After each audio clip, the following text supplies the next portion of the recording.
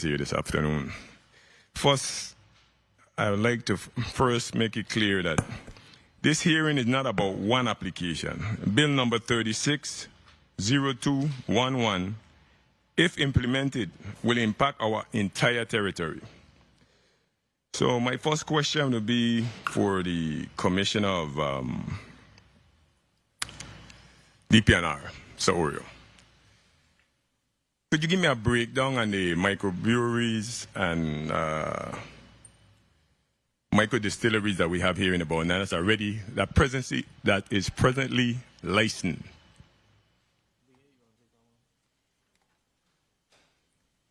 Good afternoon, Senator Joseph, and to the people of the Virgin Islands. We do have 4 licensed microbreweries, and they are situated in the historic districts in the mixed zones, business, commercial. But could you give me the breakdown in districts like? We have the C commercial, the B3. We also have P public zoning. Okay, and what's the current zoning for microbreweries? Right now, they're allowed as accessory to restaurants, so they're not allowed as a matter of right.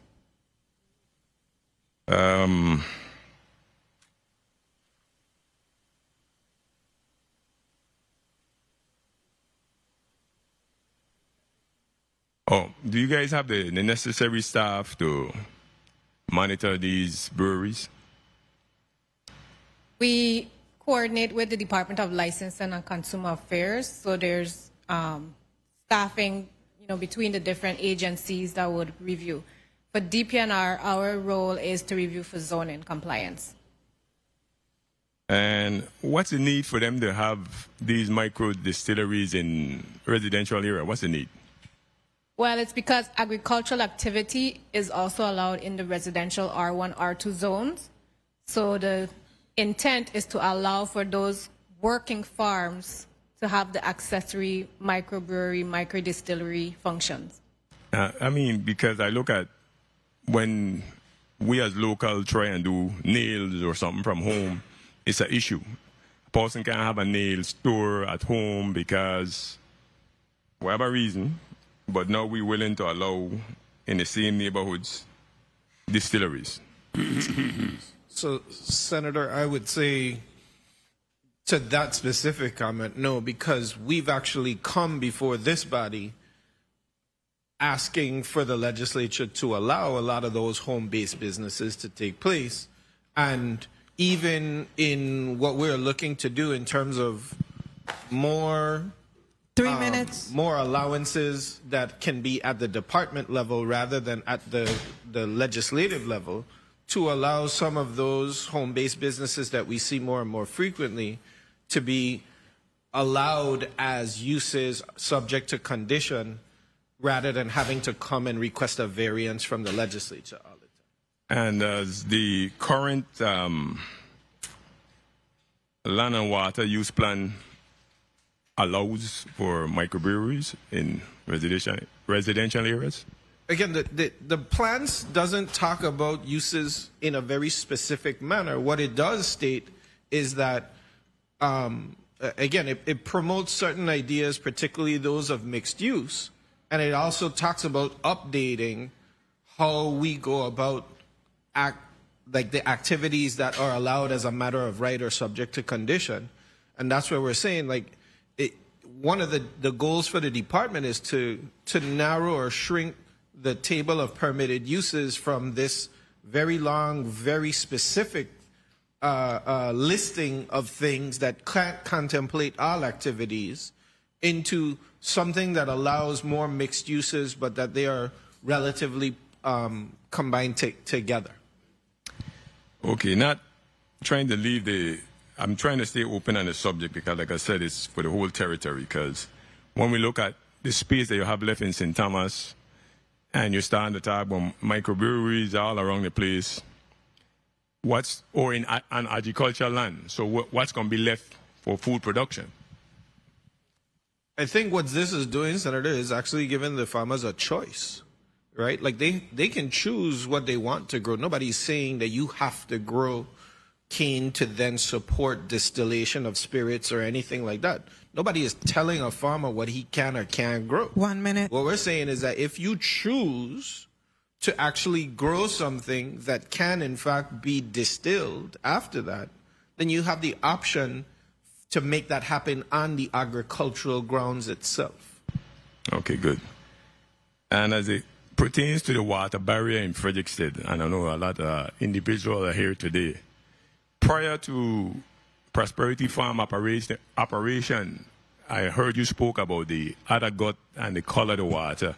Have the water in that area been that color prior to any of this going on? Yes, Senator. Any standing water near in agriculture, like, no, hold on. Any standing water, right? Open environment. The breakdown of organic material is what turns the color brown. Like, and you can go to any pond or anything like that fully has water and see all of that. So to directly attribute it, what's going on there specifically to Vanessa, like I don't agree with that. I didn't use any names. I just asked if the color of the water prior to this operation going in place.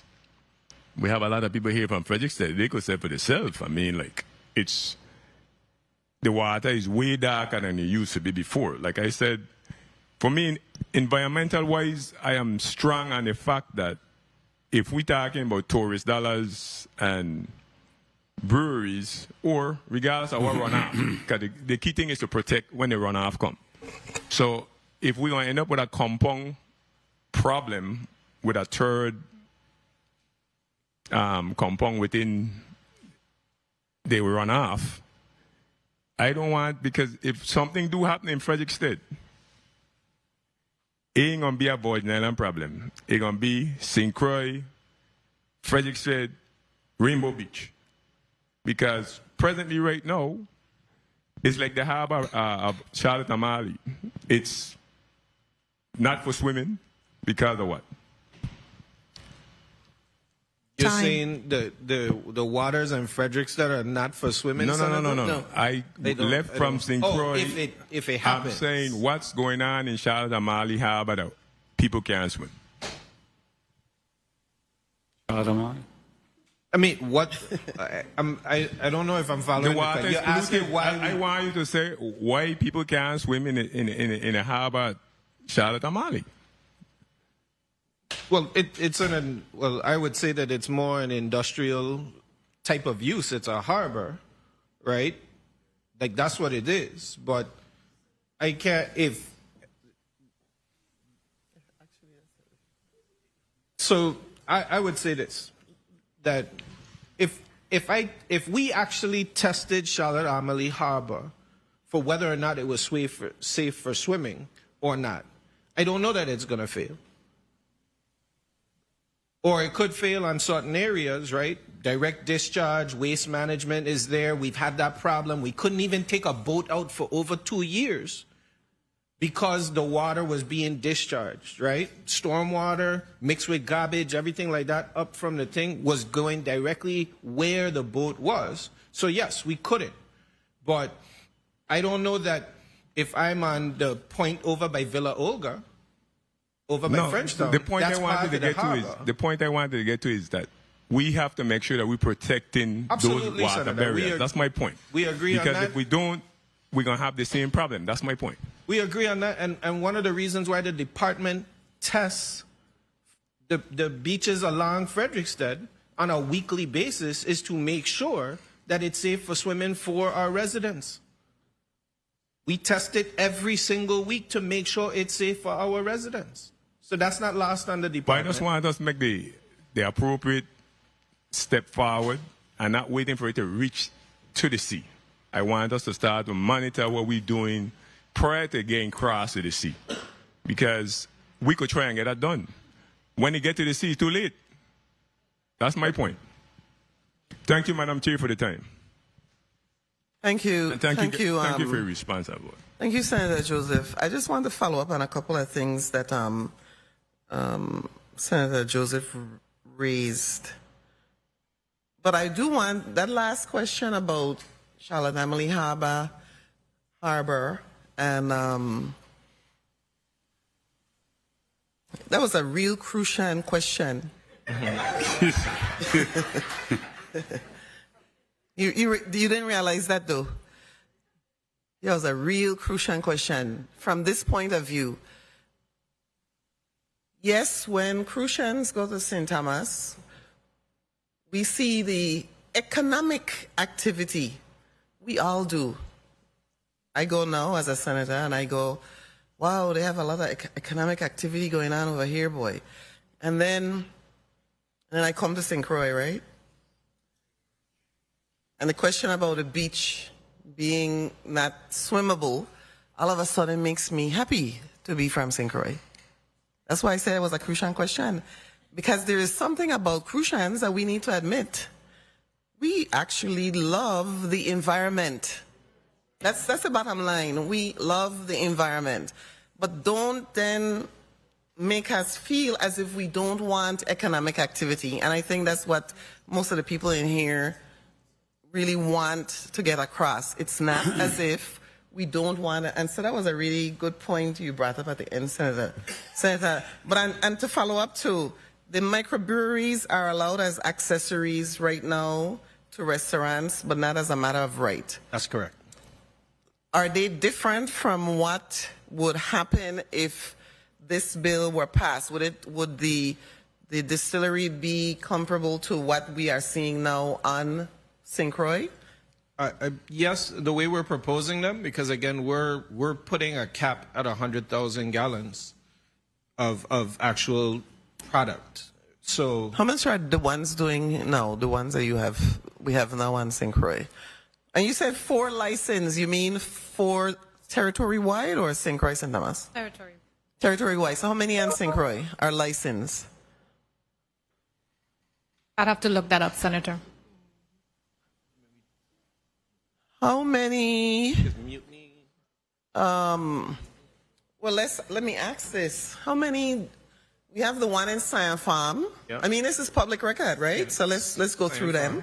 We have the one in Scion Farm. That's a licensed one. Yeah, but they're licensed. Letterback is licensed, but it's in the industrial, or it's on the P, but it's in the industrial complex. Right. Okay. And then isn't there one in Christiansted? You have St. John Brewery. That's in Christiansted? That's yes. You have the one on the boardwalk as well. The Christiansted. Yeah. So then that's not licensed then? No, they're there. They've been there. They were actually one of the first ones.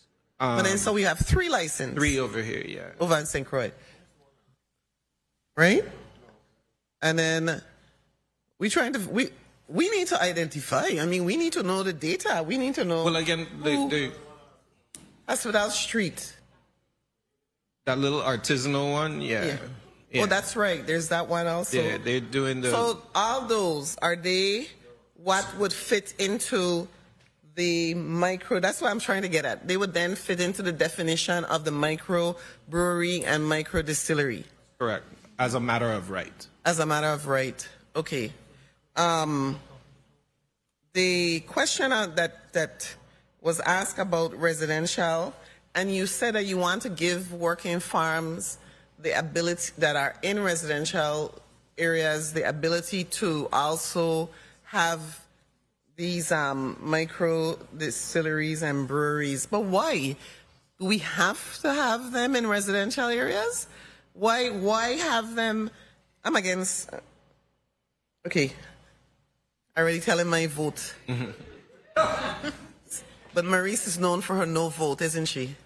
So, my thing is, convince me that we have this vision of expanding alcohol production within residential zones. If the land or agricultural zones, but let's use residential first. Yeah. So Senator, the way I think about it again is through the rules and regulations, right? We come up with what's the size requirements, those types of things. Like you have to meet certain requirements. Using the size one, if you have 2 acres or more of land, right? And you have the ability to have a separate processing unit to make like a small craft beer or what have you on your property, right? Using anything that you grow, greenhouse, whatever. Then, like I just like the senator mentioned, we're here all the time asking for home-based businesses, variances for home-based businesses, Right. correct? And so this is just again an extension of home-based business. But right? do we want that?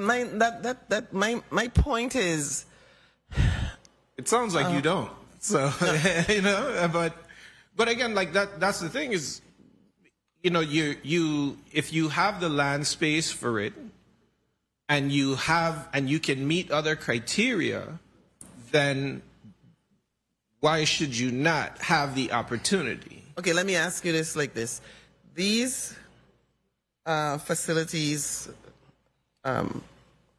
are providing or producing for the local population or tourists coming into the territory? I think the production right now is it can be for both, right? But any craft. I think any craft distillery, brewery that you do, it gets first and foremost its momentum from your local population. That's what makes it popular. Then if they get to be large enough where you can now actually start some type of distribution, that distribution first starts on your shelves at home, Right. in your own supermarkets. And if you get successful, then maybe you have a little bit of export. But most craft, it starts off locally based, getting a following, and then all of a sudden it expands. And that's been the nature of it, at least from my experience with it. Okay, is Miss Braxton still on the line? This is a question that's related to, hi. Yes. Because Hi, I just want to ask this question because you have a distillery. Did the idea of having a distillery for you begin because you are a farmer, or was it because you wanted to get into this particular industry? And then, of course, you have to grow. Well, I don't really know that much about you. Maybe you need to tell me a little bit. Yeah, can you just tell me? I want to know how this, for you, it began. Actually, for me, it began in engineering school, 1987. I'm a retired civil structural engineer. I'm gonna be honest. We used to make moonshine on campus as engineer students in the 80s. Okay. So everybody came to me as the liquor lady, so that's how that essentially, worked for me. So I've always wanted to do it after I retired from the government. But essentially it was a craft and arts, and my family is from Guyana. Even though I'm born here, my family is from Guyana, Essequibo, and my great-great-grandfather used to make alcohol in Scotland and in Guyana, so in Essequibo. So for me, it was in my blood to do it. But to answer your question, this is something that I'm passionate about, so when I decided to retire from government, I decided that this is what I was going to do with, my retirement. And I'm now retired 16 years from the government. So I wasn't a farmer. Now I'm a farmer because I do own farmland in California. I own 20 acres, and here I just also built my second distillery. The one I'm in right now is in a residential area, but the area is zoned. We're zoned for mixed use in this area. But the other area, which is in the city, per se, in Farmingdale, a wealthy community, I have a farm distillery. In New York, we've passed the laws, whereas you can have a farm distillery, but you don't have to actually be on the farm. But we have strict environmental protection laws here You know, as I'm listening, there's certain things that are in place because New York is strict, you know, and we still, you know, we keep everything in control, even the craft distilleries. Every craft distillery, no matter what, has vinasse, or we call it stillage. We have that no matter what. Now, what you do with it is, you know, some of us reuse it for our wash or our mash. A lot of us, there's a company that'll come in and filter it and buy it from us because they can reduce the footprint. It's called Visage. You know, they come in and they'll buy it from you because they know they can sell it for $1,000 per gallon. They'll buy the stillage from you. So there's so many uses that you can do, and we haven't had any particular problems because we have the strong environmental protection and certain things that we must meet. You know, we have sewers here, like my farm distillery has a sewer. So I have to make sure that nothing goes in the sewer. You know, EPA comes and they check, you know, but I have a holding tank in the back, 800 gallon. But I'm also treating it, whereas, you know, you can reduce, you know, the acidity by using RO water. It's just the education, this mechanism you have to put in place in order to make sure it doesn't harm your neighbors. Right. You know, in terms of that. And I make vodka, rum, you know, gin, you know, you name it, you know, but in whiskey and vodka is come from the grain. That's an even harder commodity to manage and get rid of. In terms of the wastewater and stillage for molasses and sugarcane, it's easily, you know, remediated. You know, so that is just putting checks and balances and putting some controls and understanding how to make sure it doesn't hurt your waterways, your waters, your environment. And there's an easy solution to it, honestly. Okay. Thank you for that. Thank you for that, Ms. Braxton. But she emphasized strict environmental regulation, and I'm glad that I got that information. In addition to that, Commissioner Oriol, that's what I was talking about when the bill is encouraging this particular industry. That's what I was saying. But not everybody wants to produce the whiskey, the gin, the different things, because as Ms. Braxton said, she had a passion for that. So I'm going to move on, and I'm going to come back to you because I have a specific question, but I want to move on to Senator Potter for his line of questioning.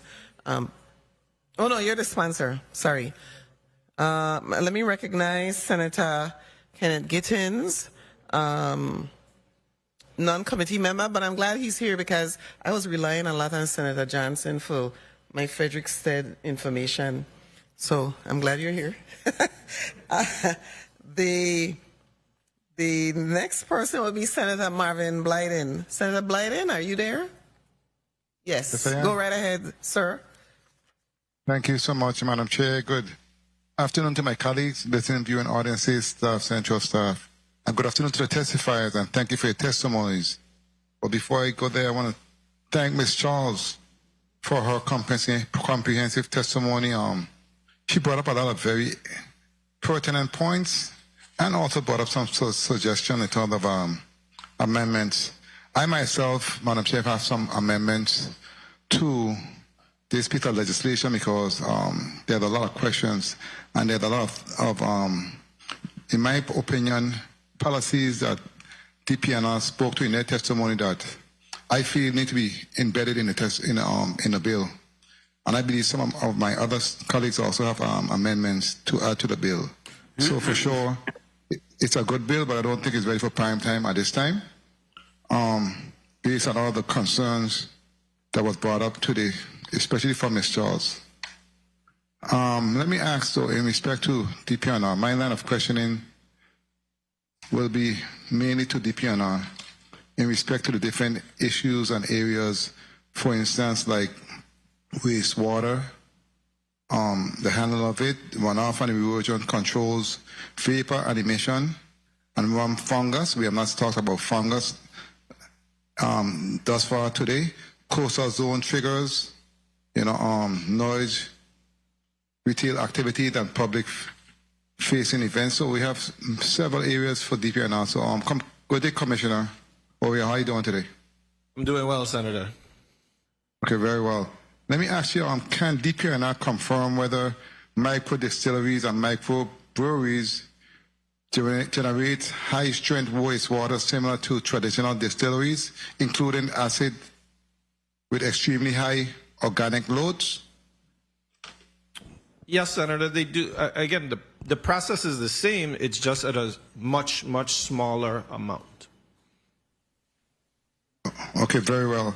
And based on the USVI known reliance on on-site wastewater systems, for instance, septic, etc., and limited municipal sewer coverage, can DPNR ensure that no R1 operation discharges or leaks processed wastewater into soil or drainage pathways? So I can never make 100% guarantee on that, Senator. The same way I can't guarantee that every new house, their septic isn't going to fail at some point because they failed to pump it out. So what you can do, though, for example, if you're not connected to the municipal waste system and you're having the treated effluent, is that you could ensure that they, like as part of the rules and regulations, we can ensure that they have a separate wastewater treatment system that solely deals with the distillery, thereby lessening any household chlorine, whatever that you would be doing from your house that impacts the actual system. Okay, well, with that being said, does DPNR support amendment requiring that pre-treatment or sewage connections be mandatory before a permit is issued? So again, I feel that rules and regulations should be rules and regulations, not necessarily in code. Because if there becomes better technology in the future, those things can be adopted without having to come back to the legislature. Okay, let's talk to runoff then and erosion, because I know while I was at St. Croix this weekend, I did go and take a look at the area, and yeah, there is a problem. There is a problem as of right now, as we speak. And the young lady that just spoke to her operation, Ms. Braxton, in terms of having strong environmental protection laws and especially enforcement. And you spoke to us having 6 officers. I think that's critical to this piece of legislation in order for anything to occur moving forward. So let me ask you though, in terms of runoff and erosion controls, will DPNR require applicants to demonstrate that post-development runoffs does not exceed pre-development conditions?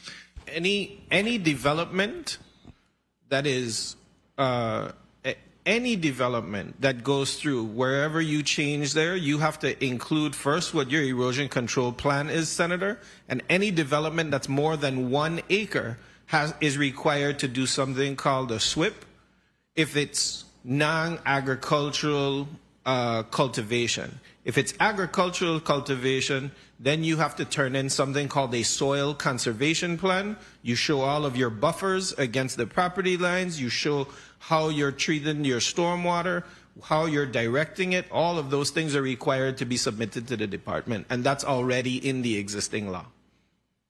Okay, very well. Thank you for that. Let's go to rum fungus, because we know the given history of rum fungus proliferating in neighborhoods near ethanol-emitting rum facilities here in the territory. Does DPNR agree that on-site aging in residential districts should be prohibited unless ethanol vapor control systems are installed? Do you agree with that? So we would agree with that. And again, the rum fungus issue is long-term storage of it, right? So if you control the amount of storage as well as how long, the rum fungus issue, again, it was prominent here, particularly in 2012 and 2013, but we've been having rum in the territory since the 1700s. So it's not it's not a chronic issue. They identified exactly what the problem was in 2012 and 2013 to the point where they had to decommission the storage tanks on those industrial facilities. But it's not something that we've been hearing about since 2013. Well, with that being said, does DPR now have the capacity to verify vapor control equipment performance annually as required in the amendment? If it's included in the development plan, Senator, then we'll have to review it for those things. Okay, very well. My time was called, but as I say, we need to have further discussion. There's a lot of questions that I have along with my colleagues, and I look forward to having further discussions. Thank you so much, Madam Chair, for the time. Thank you, Senator Blyden. Is going back to the Charlotte Hamley Harbor, is that waterfront industrial public? What's that? That area? The harbor is W2, waterfront industrial. Industrial, waterfront, industrial. Yeah. And where the concern here today is Prosperity Farm. Let's not pretend as if that's not it. I don't know why, we're saying, oh, this is for the entire Virgin Islands.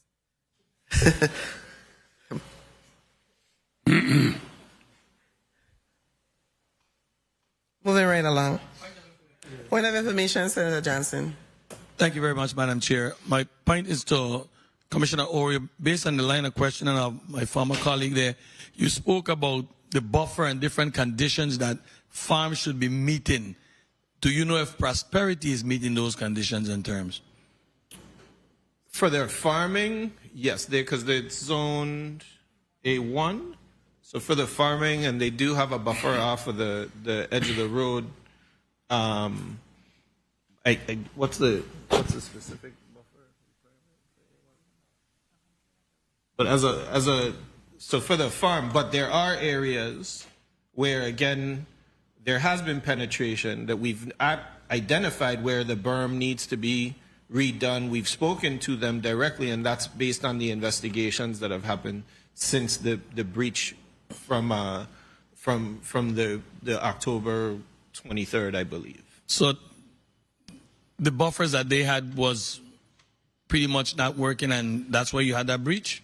I don't know that I'd say specifically. Again, there's intense rainfall, moves, a whole lot of stuff, Senator, but there was a breach. It was identified. We've asked them to repair the berm.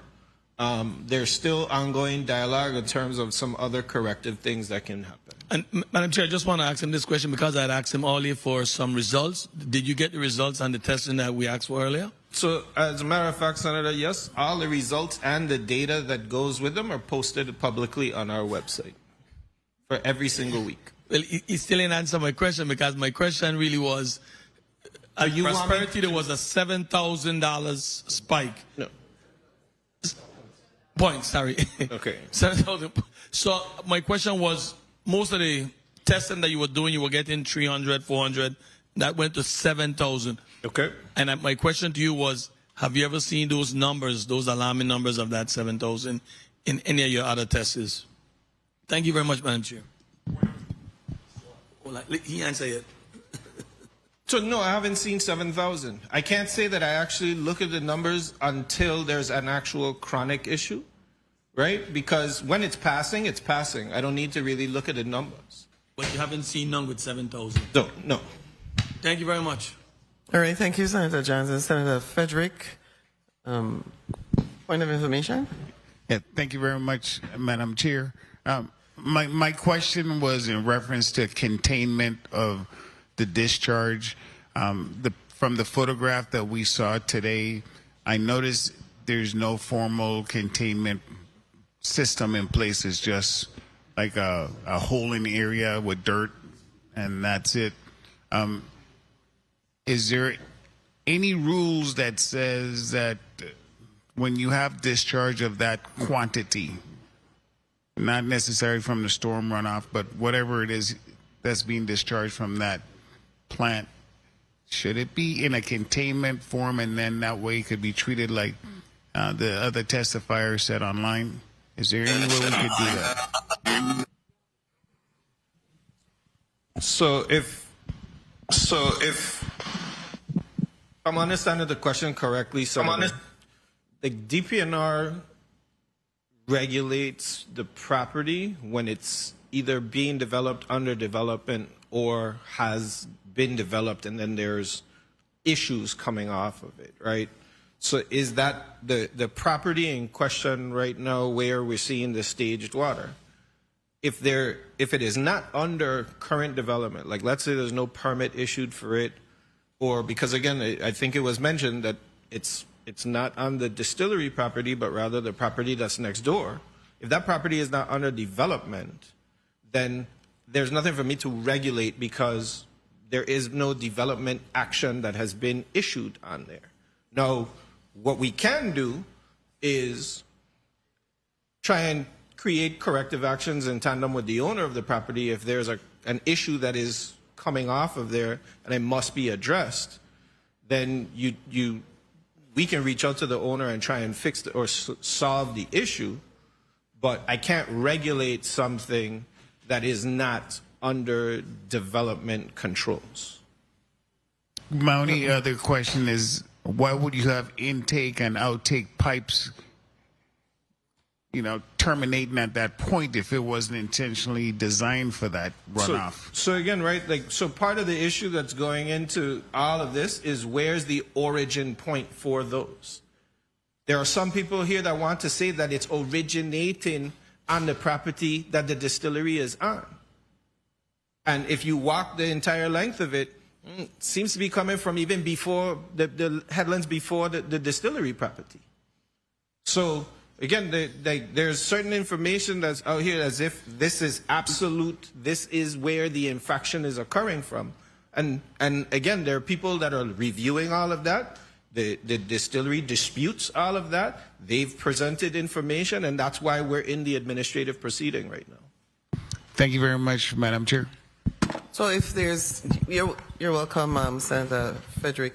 So if there's harm to the environment, and the alleged culprit is not the culprit really, then do you go and find out who is causing that damage? I mean, exactly, Senator. Because again, I can't. There is no environmental law in all of Chapter 12 that says if a property is not in development or as after development has occurred, that if there's some type of impact that is taking place, that I can actually bring cause on them a regulation for them to correct the thing. I have to actually get them to do it voluntarily or work with them to correct it. That's where I was going with you.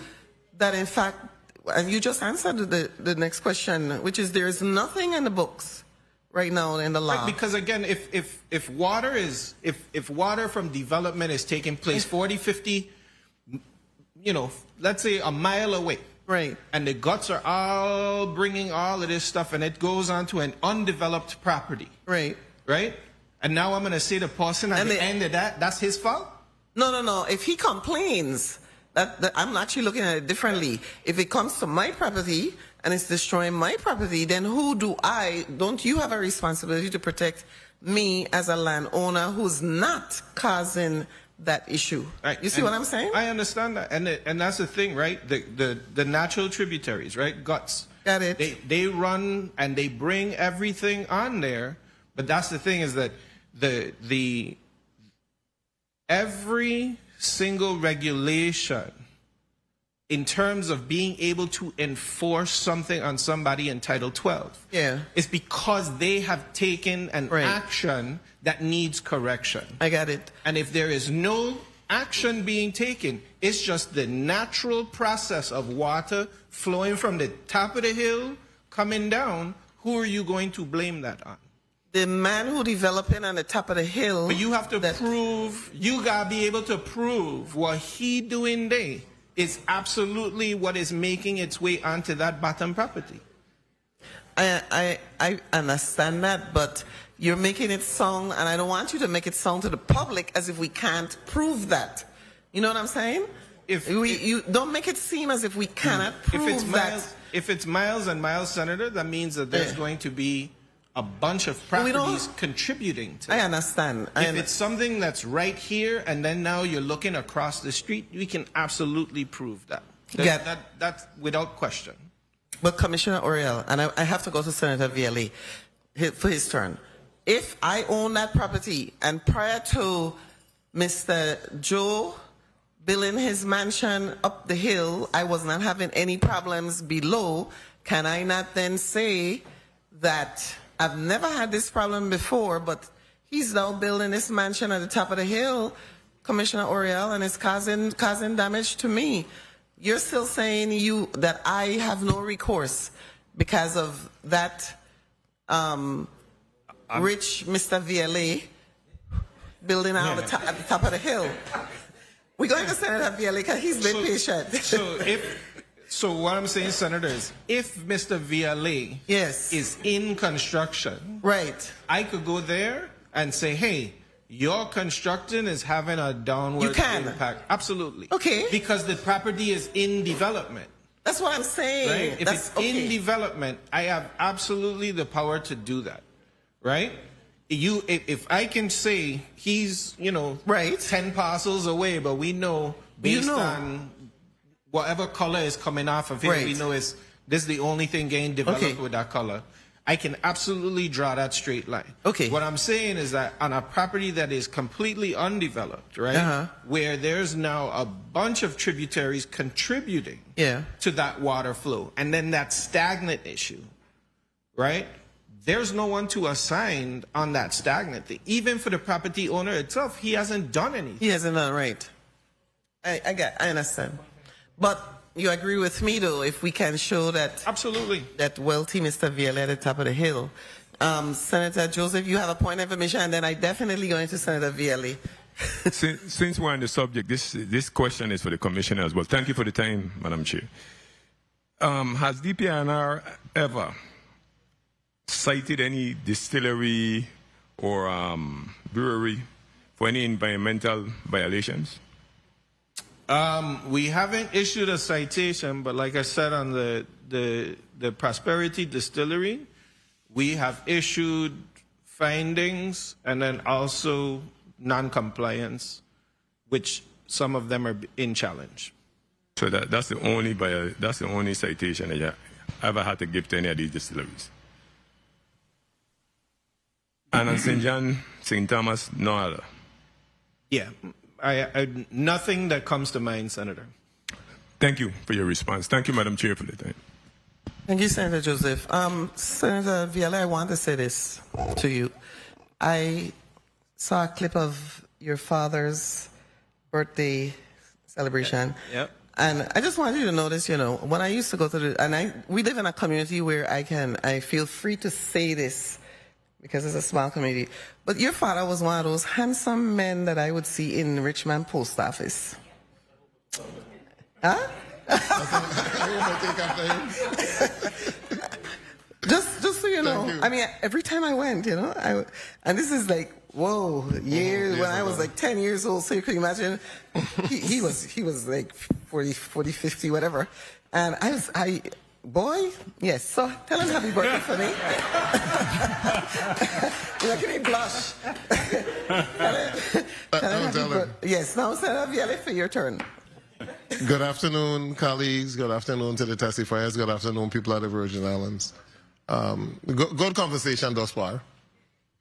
A bit different. I think this conversation started some 4 years ago. That was only limited to agricultural land. The bill goes beyond agricultural land and goes to waterfront and residential and some other areas. At that last occasion, Good Attorney Reams was my opponent then, and now he's one of the proponents of this new legislation. But in looking at the bill, and the bill doesn't speak, I know that a lot of the discussion today is going to reference Prosperity Farm, but this bill references the Virgin Islands overall. He's speaking about residential, waterfront, a number of different properties. I read the bill, and before I speak about the bill, Ms. Charles, you were also very active 4 years ago. And I commend you for your consistency, because you have consistently fought against the development. So in no way am I upset in any way, because you're doing what you're supposed to do. And as I tell this body on a regular basis, opposition creates good legislation. everybody can't agree and just be jumping up. Opposition creates excellent legislation. So the points that you made are valid in terms of environmental protection. They are very valid. And it is something that this body needs to look at. I read the bill, and the bill is poorly constructed. The bill is just broad. It gives leeway literally to everything. It doesn't restrict or have real good environmental protections to the people of the Virgin Islands. So from the time I saw the bill, I said, there's no way that this bill could pass the way that it has been constructed. The bill needs to be totally rewritten.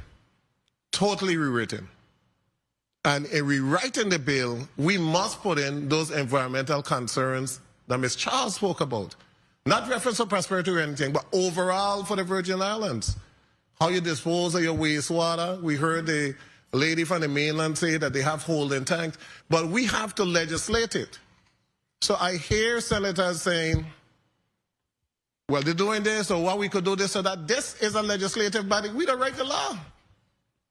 So we have to dictate in the law that this is what they must follow. This is what DPNR must put in place before any micro distillery or micro brewery is operating. Now the sad thing is that we already have them operating. So don't act like that ain't happening. Mutiny, Leatherback, Boardwalk, Artisan, St. John, and there are a couple in St. Thomas. They're already operating. So one of my first questions, and 3 minutes. In speaking to my staff, is that we need to find out what's operating. We need to find out the volume that they're producing on a regular basis, because we don't even know if they're craft or they're beyond craft. So we need to have those parameters on the table, or that data on the table, so that we can know exactly what is happening. What is the zoning, the present zoning for these areas where this other stuff is? How are we going to deal with it? How is the permitting conducted? How is it enforced environmentally by DPNR? What do we need to do to this legislation to really be able to now craft a bill that is going to regulate everything? Because to the public, it's being done. The focus is on one, but it's being done. So we need to make sure that we now go back and we say, okay, well, we're going to put this into the code. Because I pulled up Florida with craft distillery.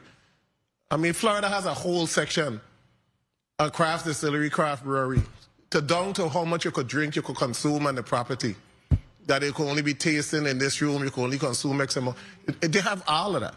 So there's legislation out there. So we need to regulate and structure what we want in the Virgin Islands with the input of DPNR. They're the experts. And we could also get other individuals that will be able to tell us environmentally what we need to mandate that DPNR is going to monitor.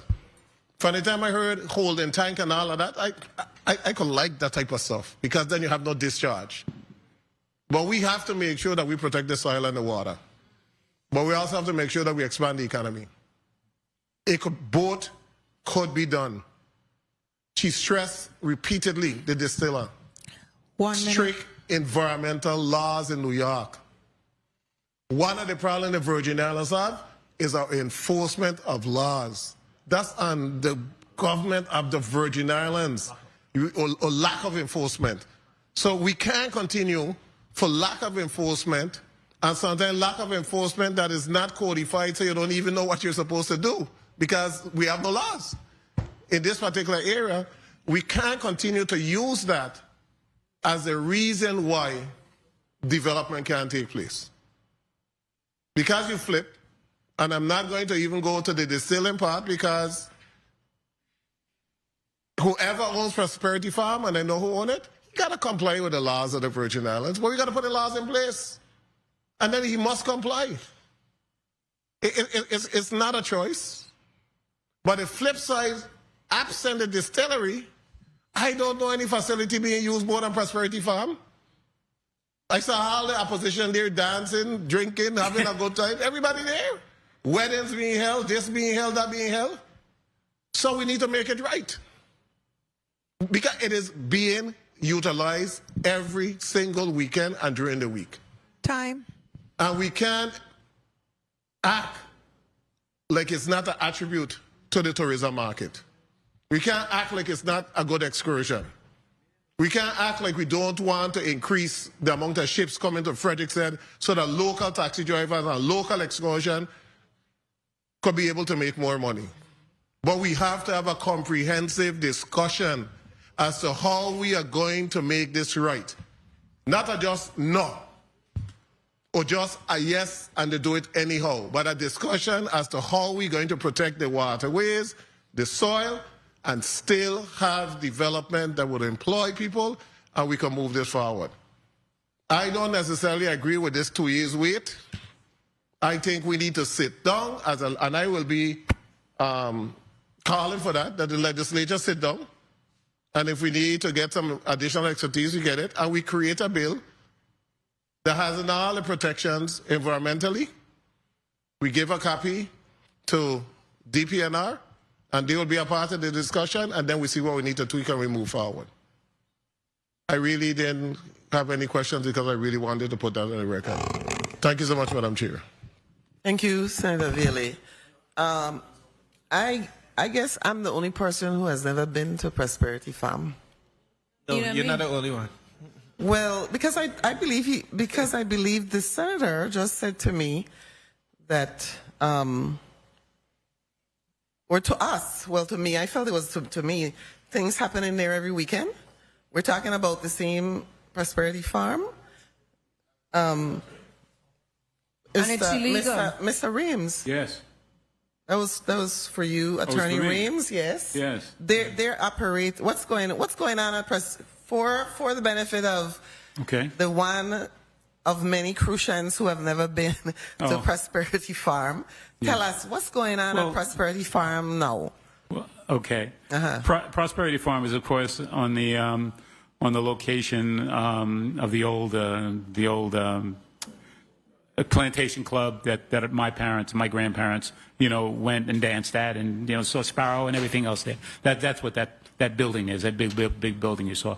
What they're doing right now is they're doing everything that's in Title VII, Section 192, sub 8. Every agritourism, food farm events, weddings, the things that happen. What is it zoned now? It is zoned A1. A1. But if you take a look and they're at doing everything, and remember we're talking Yes. to the public. Yes. So when you say title Yes. people don't understand. Okay. So let's break it down. In 2011, the legislature passed something called the Fishermen's and Farmers and Consumer Assistance Act, and it's an act that passed in 2011.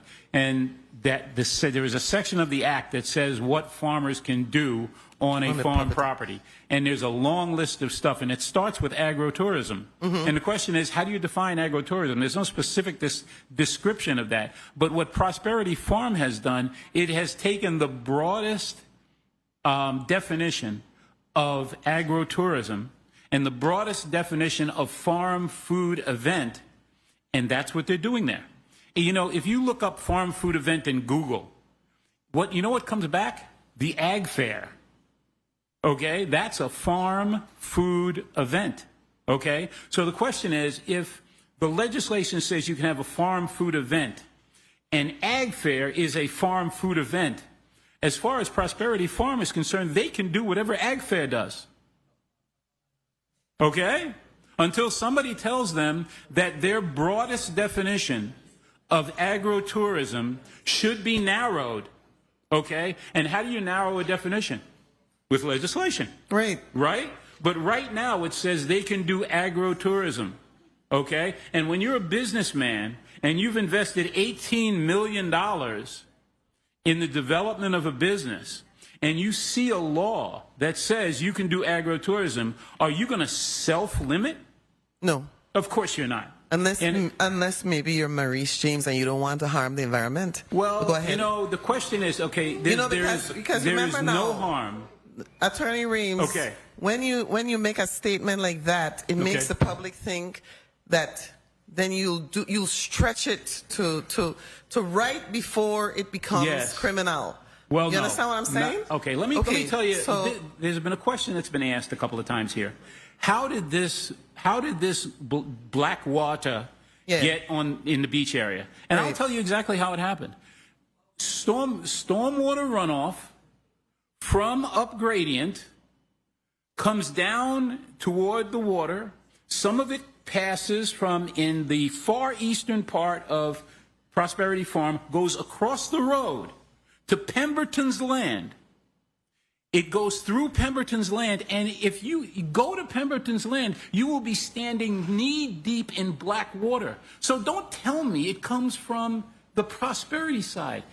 But the reason why it hasn't happened so much in the past, okay, is because of these major rain event. A major rain event caused the migration of stormwater runoff across Prosperity Road onto Pemberton land, from Pemberton land out to the beach, and that's why it is enterococci bacteria, because it is human and animal waste. That is animal waste that you're seeing in that black water. Okay. Okay? Thank you, Attorney Reeves. I'm going to stop you at that point because Commissioner Oriol, he actually went where I was talking about, where here we have one landowner saying the other landowner action, even if it's not in development, is causing harm to the environment.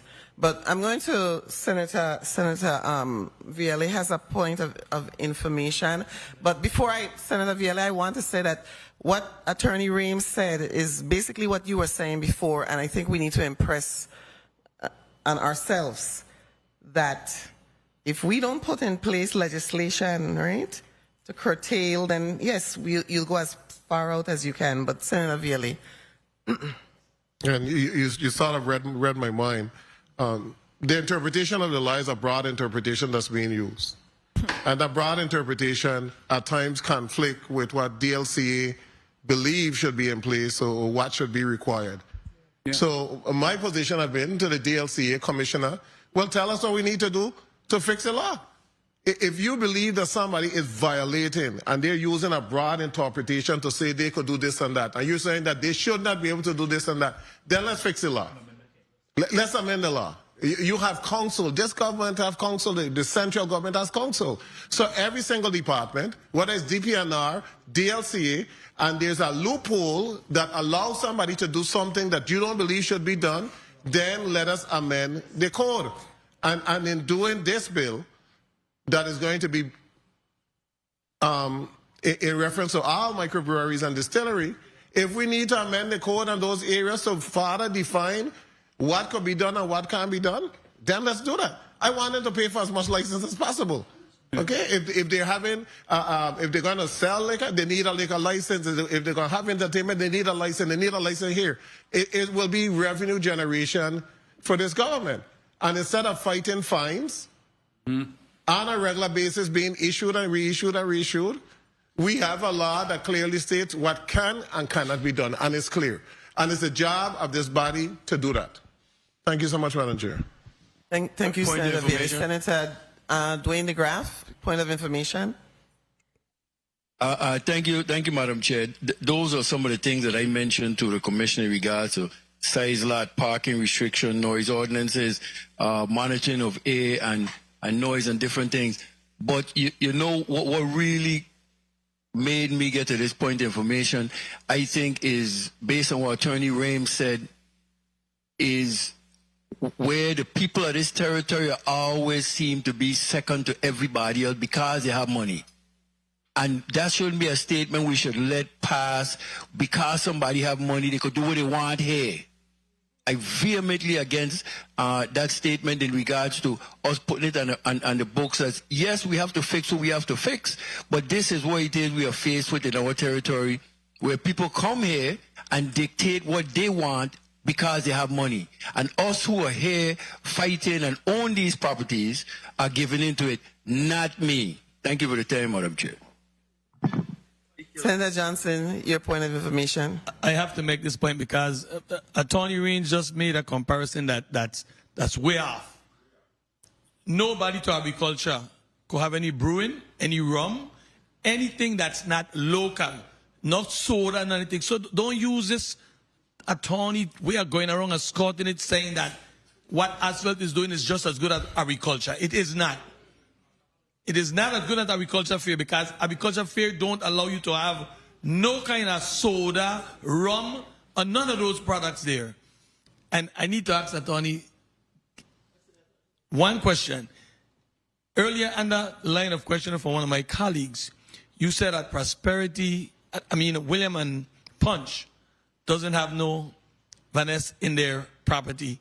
Have you tested that property? It's the wrong question.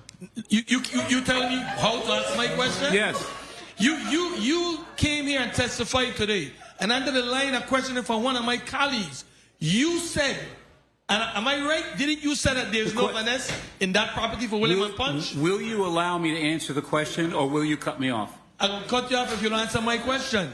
I will asked you a ask- very straight question. I know there's no Vanessa on that property because no Vanessa leaves Prosperity Farm. How many times do I have to tell you that? Did you test William and Punch? No Vanessa leaves Did Prosperity. you test William and Punch? Because without a test, you can't come to these people at the territory and say that there's no Vanessa in William and Punch property until you test it. It doesn't leave the farm.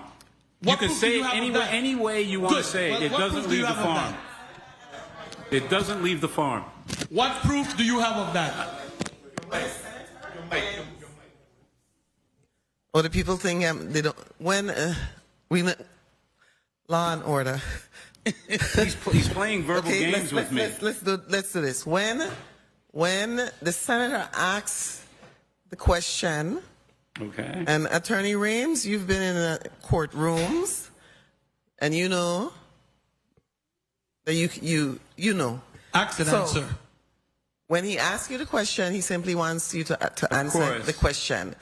Don't begin an argument and debate with him. Okay? Yes, Attorney Rames. I'll try. Okay. What proof do you have that none of the runoff from Prosperity Farm goes into William and Punch? I don't have any proof. Thank you. Thank you very much. Can I ask Ms. Charles the same question? About William and Punch? What proof do you have that the runoff goes down to William and Punch? I have proof from an aerial photo that it's generated right there on the property. I don't remember which exhibit it is. If they could bring it up and slide through it, I will show you where it's right there on Prosperity Farm from the October 10th discharge to the February 3rd one, where you see it directly on the property, concentrated, where it comes through the culvert that goes under the road, back onto Prosperity Farm again, and right there, that's on the property. See the cane right there? Where did that come from? It settled right there, and then it crosses the culvert back onto Prosperity Farm again, and then continues down into William and Punch property behind of Rainbow Beach. And I could say one other thing. I find it so much of a conflict of an interest that we have the commissioner of a regulatory agency here defending a private individual that the proof is there who is polluting. And just to close here, the just one want to thing, close on this. no, but this is what I'm going to say though. And this is to Miss Charles. You have what you believe, and I need to say it like this, is proof or evidence, right? That's your belief. This is not a court of law, first of all. And the commissioner, you're perfectly correct, is tasked with enforcing. And what it seems to me right now that's making me uncomfortable is that they don't have the enforcement capacity to discover or prove what you as a citizen is saying your pictures disclose. Because at this point, we're just talking about allegations on your behalf. You understand what I'm saying? And Except, go ahead, and I'll let you respond to what I just said. Because saying the commissioner is enforcement, I agree with you. But clearly, I think every single one of the senators in here know that they don't have the enforcement capacity that's needed, right? Because this wouldn't be happening if, based on what Ms. Braxton said about New York being strict. Did you notice how many times she said that? Okay, so you can respond to what I said, and then we're going to go to Senator Francis for his 6 minutes. except, Okay. except Senator James, it is a fact. Google it. That any time you distill sugar cane, you get vinasse. Okay. You will find in responses to DPNR from the farm that they do have vinasse distributing in the land, watering the cane. Okay. So if you watering your cane with vinasse, when it rains, that vinasse is concentrating there first, then it rains enough. For the benefit of the public, tell the public what the vinasse is. You tell them. Vinasse is the waste. When you put sugarcane juice, they put it to ferment first, and then they put it in a still, and it is distilled. Right. And for every 1 liter or every 1 gallon of that distillate that comes out the still, that goes in and then come out, 10 to 15 gallon is waste. Right. Okay, and that is the vinasse. And I like to say I've never heard through my studies that sex breadfruit, mutiny is also operating. I don't think they're zoned to do what they're doing there. They're supposed to be illegal too. But however, it's not every product that you distill creates vinasse. It comes from strictly sugar cane. Okay, good point. Okay. Yes, it does. Strictly sugar cane. Okay, good point. Senator Johnson, quick question, because we want to go to Senator Francis for any other senators who haven't had the opportunity to ask Thank questions. you very much. It's not so much a question, but I heard the commissioner talking about every time you get these runoff, you're going to get this rusted water. My family owns a pan in Frederickstead and Wim. And all my life, everything that runoff comes to that pan, and that thing never come rusted water. I'm 65 years old. And we've been swimming in that pan as little boys, little girls, and they have never had rusted water come down from the hill that we know comes down that goes to that pan. And they had cows right there too. And we had cows on the property. Dancing cow them. Never see that rusted water. So I have to believe that that is coming from the vinasse when I see this rusted water. Thank you very much, Mr. Chair. All right. Thank you, Senator Johnson. Senator Francis, this is your 6 minutes. Thank you for your patience. Thank you very much, Madam Chair, and good afternoon to everyone. And certainly thank you for your testimonies. I want to say to you, Ms. Alice Charles, thank you for your strong advocacy. I've seen you throughout this territory, St. Thomas, St. John, and certainly here in St. Croix. And, I believe that your research, your stick-to-itiveness is certainly commendable, and I want to thank you for that. I think that your perspective as well brings some high points. I believe truly that, let's be clear-eyed about this bill. It does not, bring any food security improvement. I don't see how this bill really adds to food security improvement, and it aims to allow for microbreweries and micro distilleries to operate in residential zones. And, I want to go to the commissioner of DPNR, because I know that we have worked tirelessly to put in place this comprehensive land and water use plan, and to just really ask him if this bill was to pass, if in fact this will comply and comport with the land and water use plan as currently written. Can you repeat the question for me, please, Senator? I'm asking if this bill is not as passed. currently written, if it's passed, would this comply with the comprehensive land and water use plan? If it is passed, yes, Senator. And how so? And again, because what you're doing is creating more mixed use that's taking place already in the territory, right? I said it in my testimony.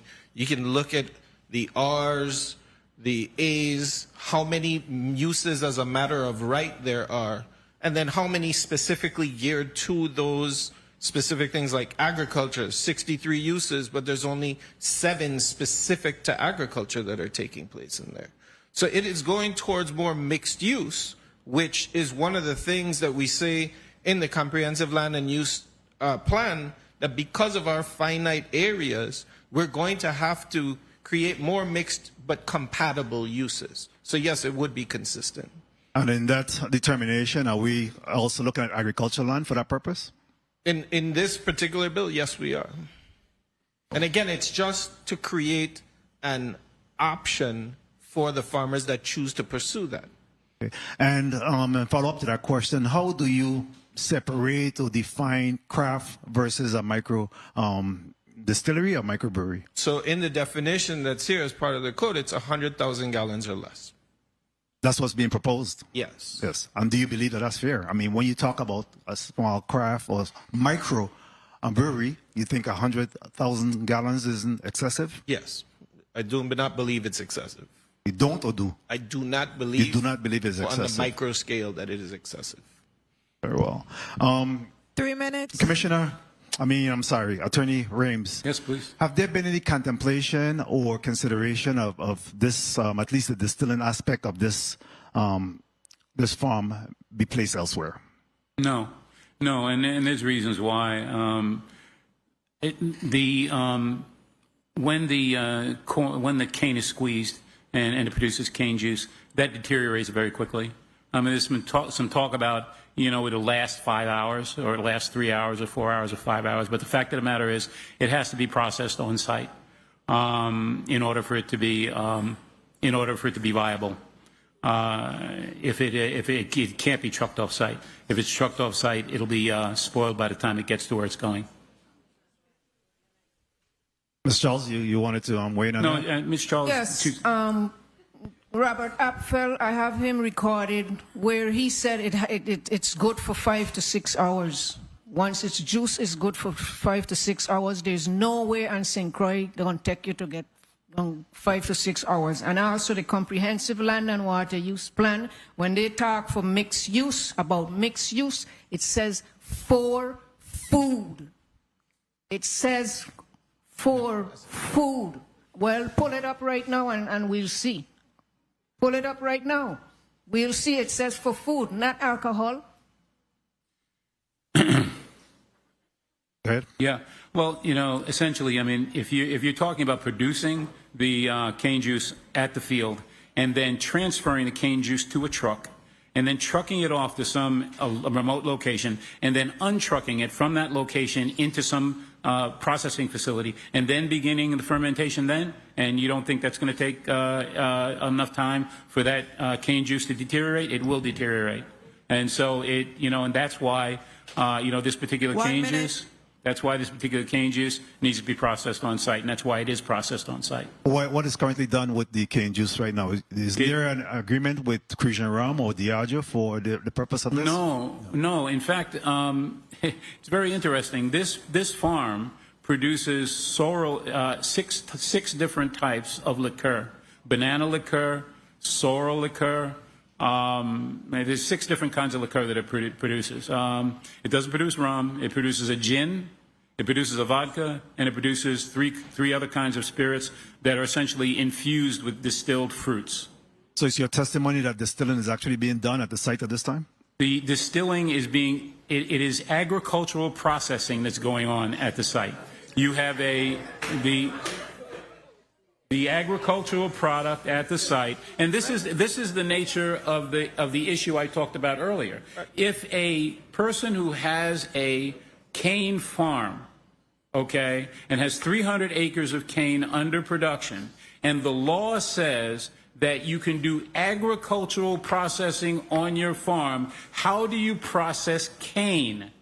Okay? Now, if you want to change the law, change the law. But right now it says you can do agricultural processing on your farm. How do you agriculturally process cane? And it's the same exact discussion we had earlier with respect to the issue of what is or what is not agrotourism.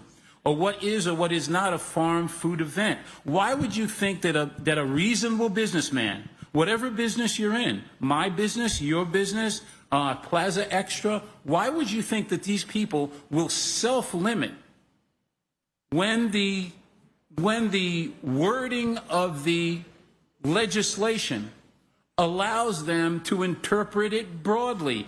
And the only entity that can stop you from interpreting a statute incorrectly, there's two entities that can do that. The court, which can say you are being overbroad. I read that all the time in litigation. Or this body, which can tell you, no, that's not the way you should interpret this particular piece of language in a statute. I mean, it's not me that passed the statute. In 2011, when you put the word agritourism in that statute, of course, DPNR as well, in terms of the regulatory agencies. In terms of the regulations. There's no doubt about that. But when you put agritourism in that law in 2011, what did you mean? And I'll tell you what a businessman who puts $18 to $20 million into his business, I know what he thinks it means.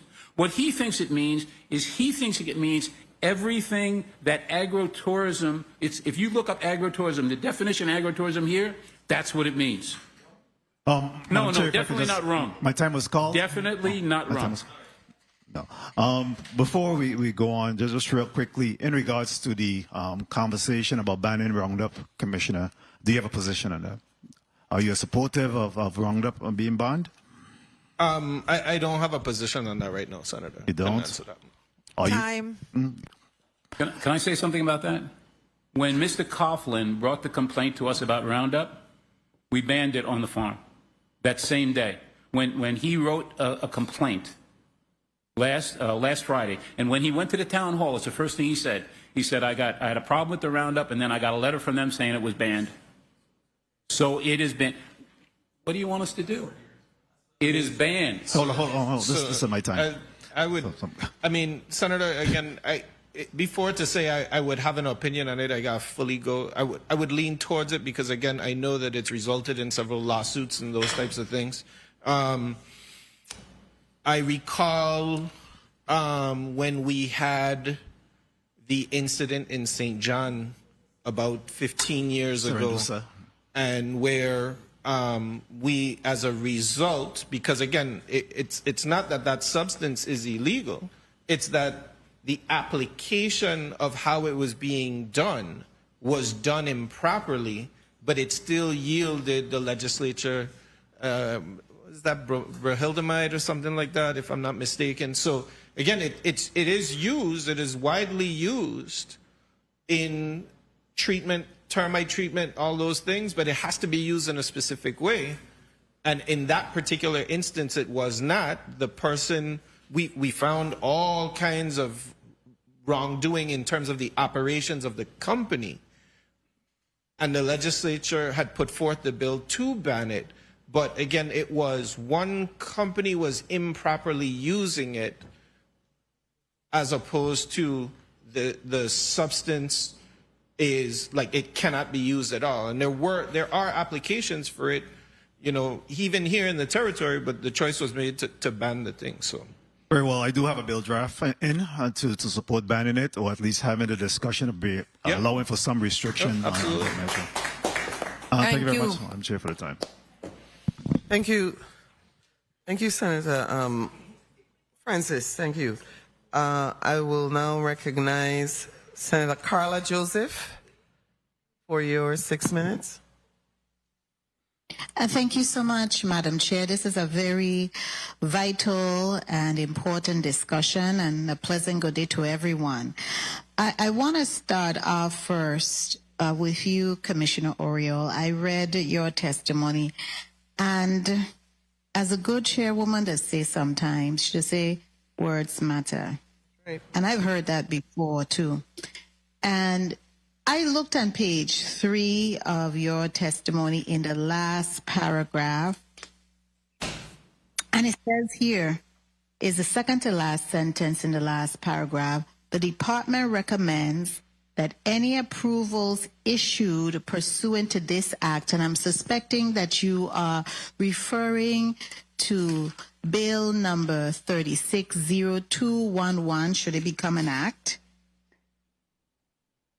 be reviewed for consistency with a comprehensive land and water use plan and adopted agricultural preservation strategies. Why wouldn't you or the department, prior to the approvals, assure that whatever permits are issued are consistent? Because it seems like now, instead of you actually looking at the approvals of the review and giving the approval, you're actually going to approve it and then the permits and then review it afterwards if this piece of legislation is enacted. At that point, Commissioner, just my understanding, and I'm not a lawyer, it seems that it isn't beneficial. It's not going to be beneficial to the people in the surrounding areas if you have already approved the permit. So for consistency and all of the work that has been done to actually with the hearings for the comprehensive land and water use plan will be for naught. It would not mean anything. This plan is not going to mean anything if you are going to review the approvals after for consistency with the comprehensive land and water use plan. I mean, I just want to understand how your thought process was with that. Sure, because I'm not understanding. Yeah. So right now, there is no permit before the department for approvals, right? We're talking about when we would allow for we're asking for the zoning designations to allow these microbreweries and micro distilleries as a matter of right. But we still offer that as part of a process that they would go through. And again, it's spelled out in the previous portion of the testimony where, again, there's a period that could take up to 2 years for the department 3 minutes to have public hearings and create the regulations that these entities would then be permitted under.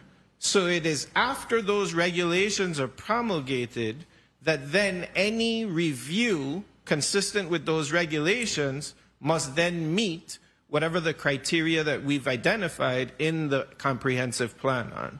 So okay, that's the order. Okay, so this is not clear. So this should be prior to approvals. They need to be consistent and with the comprehensive land and water use plan. Is that what you're getting at? Yes, as part of the regulations that we set out, they would be consistent.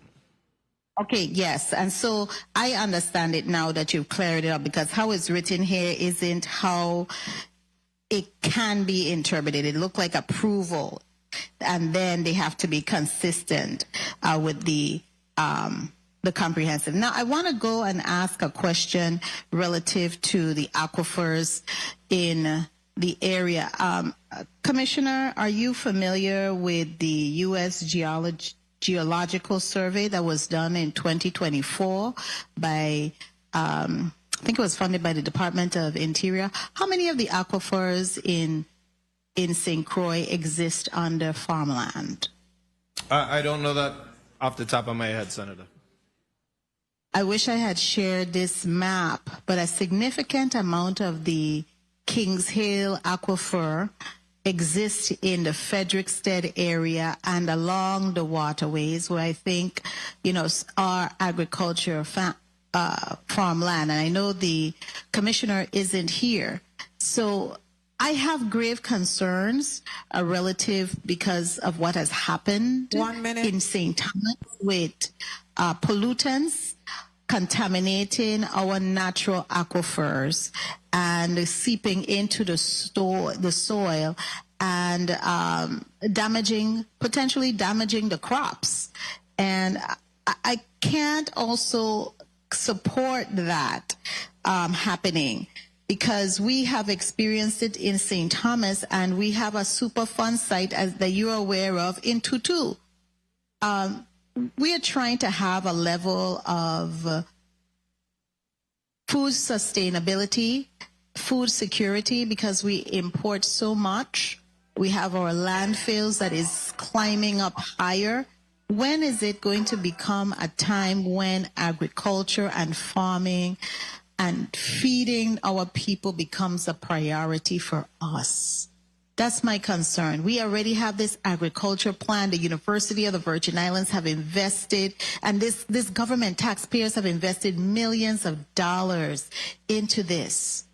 And here we are today looking at putting something in there that can potentially contaminate our natural aquifers and the like. I really have some deep concerns about that, knowing that your department is strapped relative to enforcement, and there is a lack of enforcement in your department. I remember Hanson Bay and my telling you about it many years ago, so with the traffic there and the speedboats. I want to, Madam Chair, I don't know if my time was called, but I want to ask Ms. Braxton Go right ahead, question. Senator. Thank you so kindly, Madam Chair. Ms. Braxton, I know you stated that you have a distillery in New York that is in a residential area. How close is your nearest neighbor in a residential area to your distillery? One block. Their house. Block. One block, and there's one block, and then there's a property right behind my property. There's a whole street right behind my property. So this particular block, just this particular block is zoned for mixed use, and it's just one block within the residential area, and that's what they zoned it for. Mm-hmm. Okay, just tell me how much is a block by acre or square footage, because I'm not familiar. Your block may not be like our block here in the Virgin Islands. I know you have the back. So think about it. I'm in 5,000 square feet, 50 by 100. So that's not even 43,000, 46,000 for an acre. So just think about a block is about, because New York, everything is tight. We don't have the land like you guys do. But here on Long Island, we don't have the land. We're landlocked here. We don't have the land. Right. So here, a entire block is probably about an acre. But my lot is 5,000.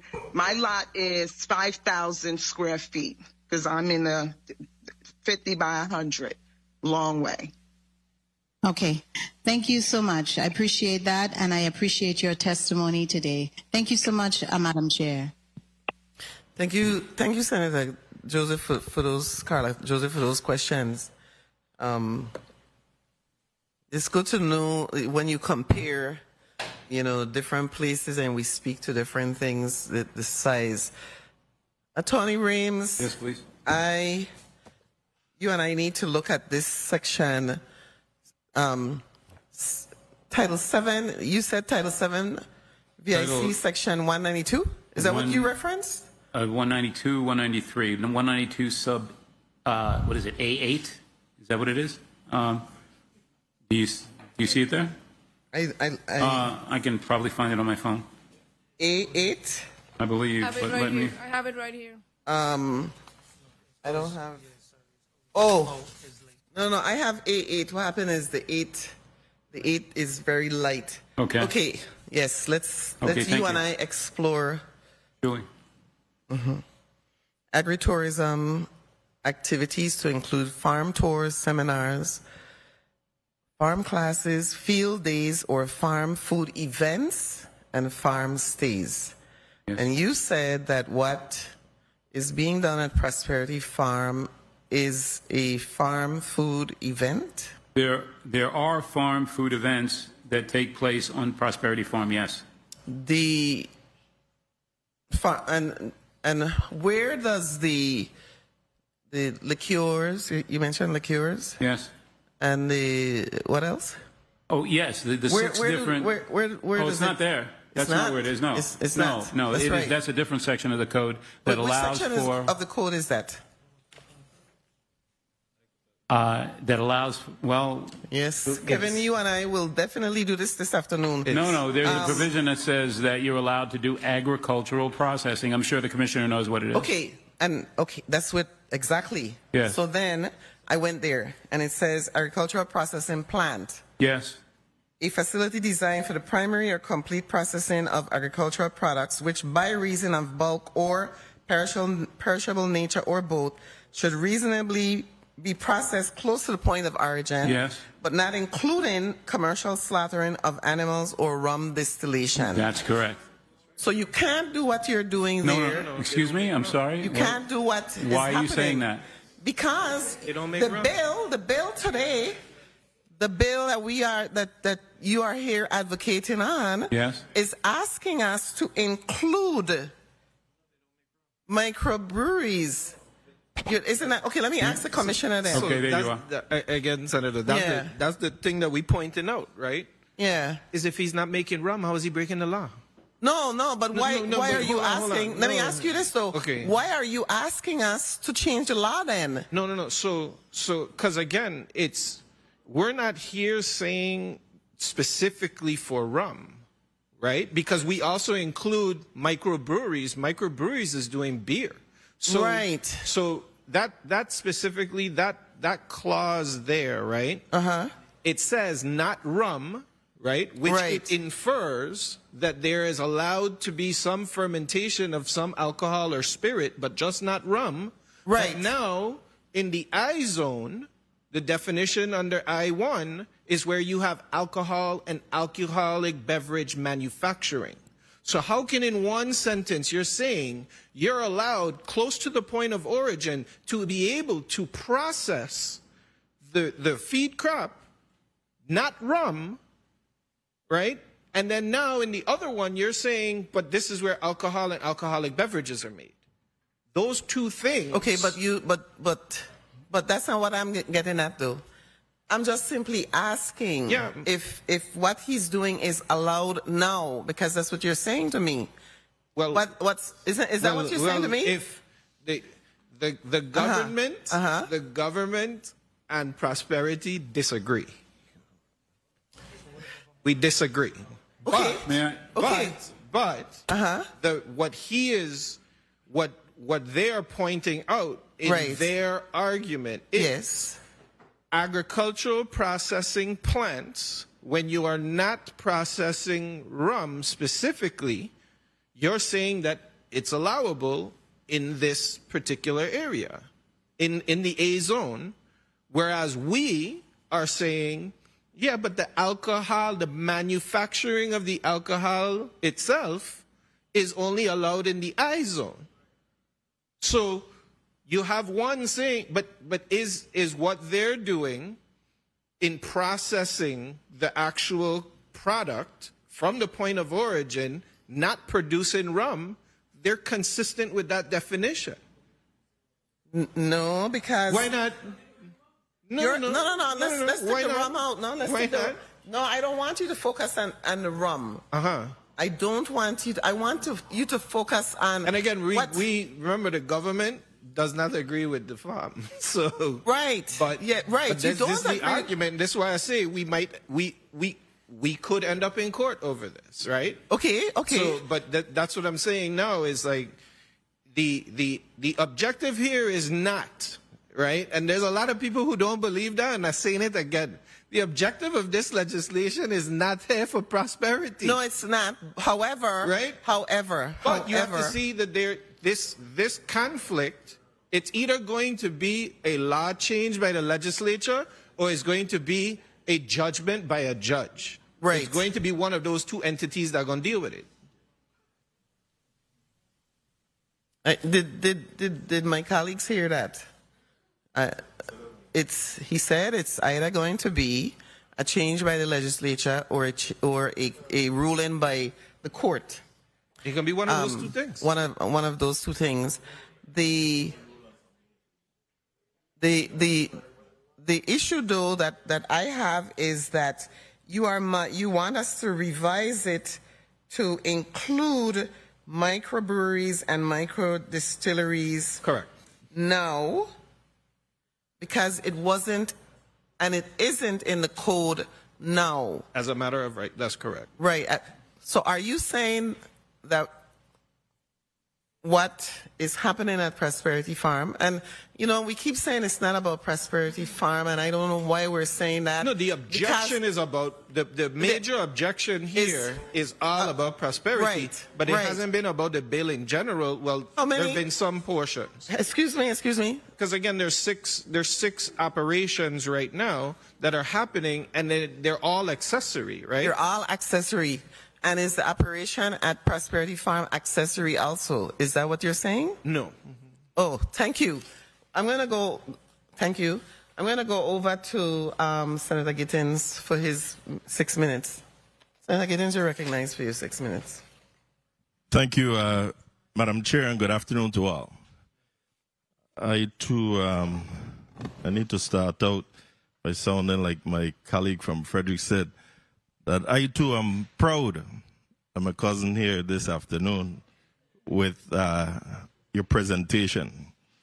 And you ring my ear every time you see me. You call, you text, and you made me do some research. So I appreciate you for that.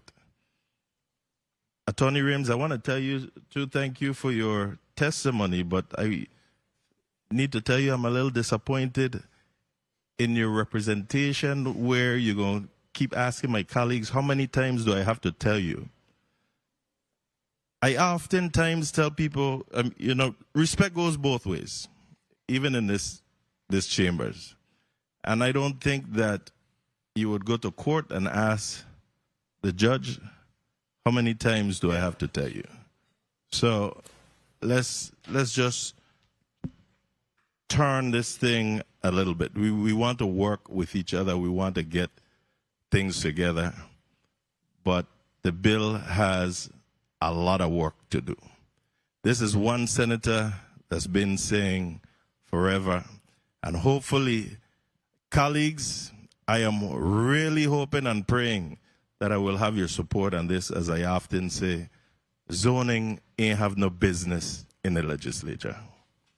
It is time for us to modernize, professionalize, and depoliticize this process from being within the legislature and put it within the hands of the professionals.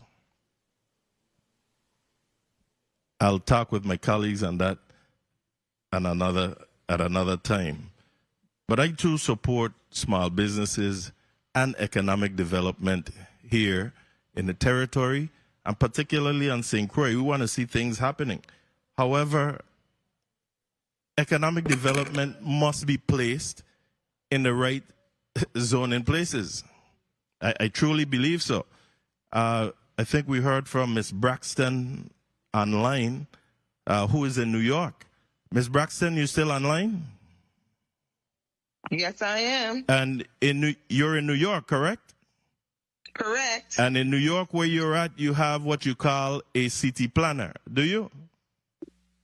Correct. Okay. So with that city planner and within the city planning office, they're going to have their regulations, they're going to have their enforcement, and things are going to be tight.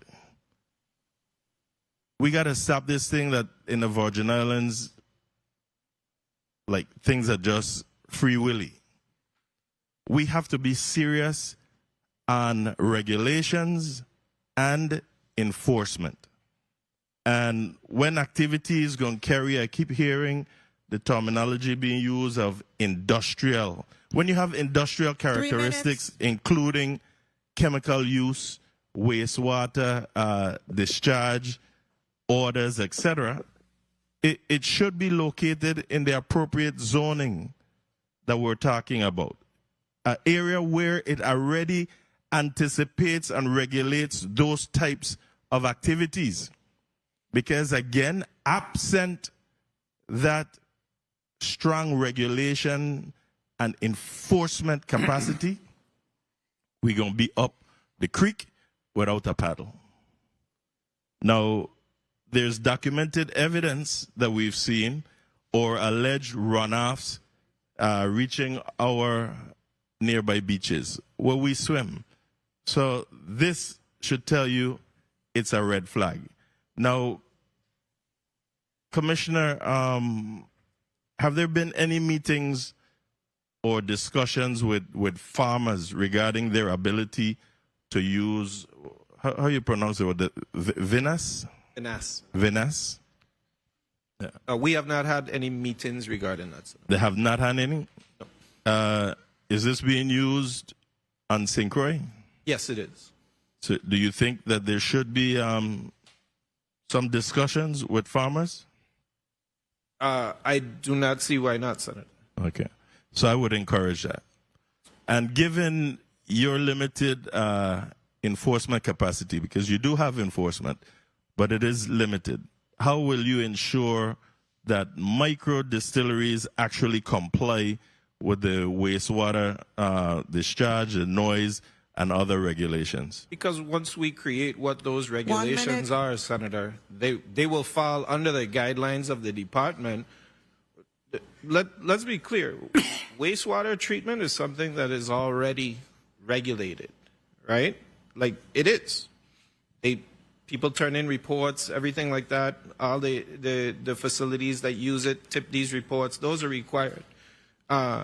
Noise is something that's already regulated. It's regulated by the VIPD. It's regulated by DLCA for nightclubs and those types of things. So all these regulations that you're talking about, who's enforcing them? So we have regulations on the books. So the central government absolutely does regulate. I mean, when somebody... So that's to say the regulations are there, right? If the government is not doing its responsibility, then we need to be held accountable to do the responsibility. And that's what we're trying to do too. But again, though, like, for example, you mentioned vinasse. Again, vinasse is an organic byproduct, right? I don't want to use your time, Senator, so I'm going to wait till your time is called. The time has been called, but I'll ask the chair to be lenient. I would like your indulgence. This is not Jean-Pierre Oriol's words. This is a scientific journal called Science Direct, right? So vinasse is the final residue formed from the distillation of fermentation of wine to obtain ethanol.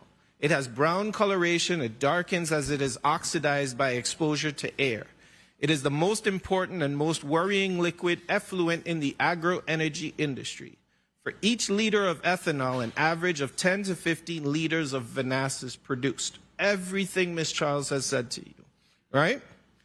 Then it moves on.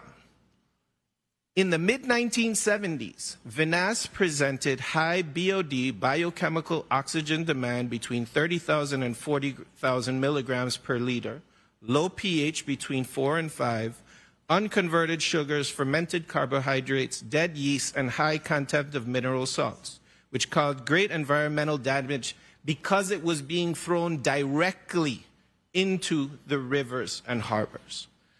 With the emergence of fertigation and new technology, this is the 1970s now, with the emergence of fertigation and new technologies for the treatment of vinasse, these problems were practically solved using vinasse to be used as fertilizer in sugarcane plantations and thus contributing to the increase of agricultural productivity and, consequently, reducing the costs with chemical fertilizers.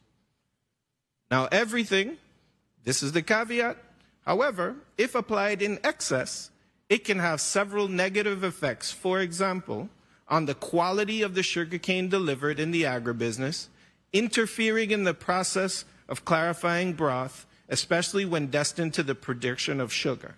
The fertigation system should be started with the observation of two essential items: the soil property and the physical chemical characteristics of the vinasse. So again, it's taking an organic byproduct, reusing it at a diluted form in order to increase the agricultural productivity. But here it is, right? Again, this is agriculture industry. I wish Commissioner Petersen were here because he could speak more directly to that. But they're using an agricultural product under conditions that is going to make the soil better for this specific crop to grow. And I'll cut you there because time was called for sure. But I too wish that the Commissioner of Agriculture was here. I truly dislike having these partial conversations. So they too should have been here. So we could have also asked on that agriculture property up there, why are people being able or allowed to sell alcohol on that property when it should be for agricultural purposes? But I'll close out by asking you, why do you think it's a good idea to introduce alcohol manufacturing in a R1 and R2 residential zone? How is it consistent with the comprehensive water water plan that you have? So I'm not sure you were here, Senator, when the master distiller was here, but she talked about being able, she was known as the distiller when she was in college making moonshine in her room, right? So what we're saying is that we have been coming here for years supporting variances for home-based businesses. And so somebody brewing a little bit of beer or what have you, because again, you know, you hear most of the time it starts off at my kitchen sink and then it grows into something bigger. And so what we were saying is that we're here all the time promoting home-based businesses, that this is another type of home-based business that can be done, provided that we have. I'm so tempted to tell you stop right there because I don't want you to believe it. Because again, right, if I can make the beer at my house, but I sell it somewhere else, right? Am I any different than somebody baking cakes at their house and selling them somewhere else or anything like that? Like that's the process. Senator, thank you. Thank you. Thank you for the leniency, Madam Chair. I'm not a member of this committee, but I too have a problem with this piece of legislation being proposed. So at the appropriate time, if the matter is not rectified here, I'll have an opportunity to vote on it. Thank you, Madam Chair, and thank you all for your testimony. Thank you. Thank you, Senator Gittins. So, as I think the problem is not necessarily the distillery or the breweries, even though to an extent it seems as if as a society we moving towards, you know, growing and brewing other things other than food. How about that? We've moved away. We've gone to things that don't nourish our bodies. I don't know if they necessarily nourish our minds, but that's another question. The issue though is the with respect to, and why Ms. Charles is here is really west. We're talking about the sea right next door. We're talking about the discharge to the sea, the use of the sea, the land. Those are the things that I don't think necessarily, you know, there's an objection to breweries and distilleries. It's more the environmental factor in this situation.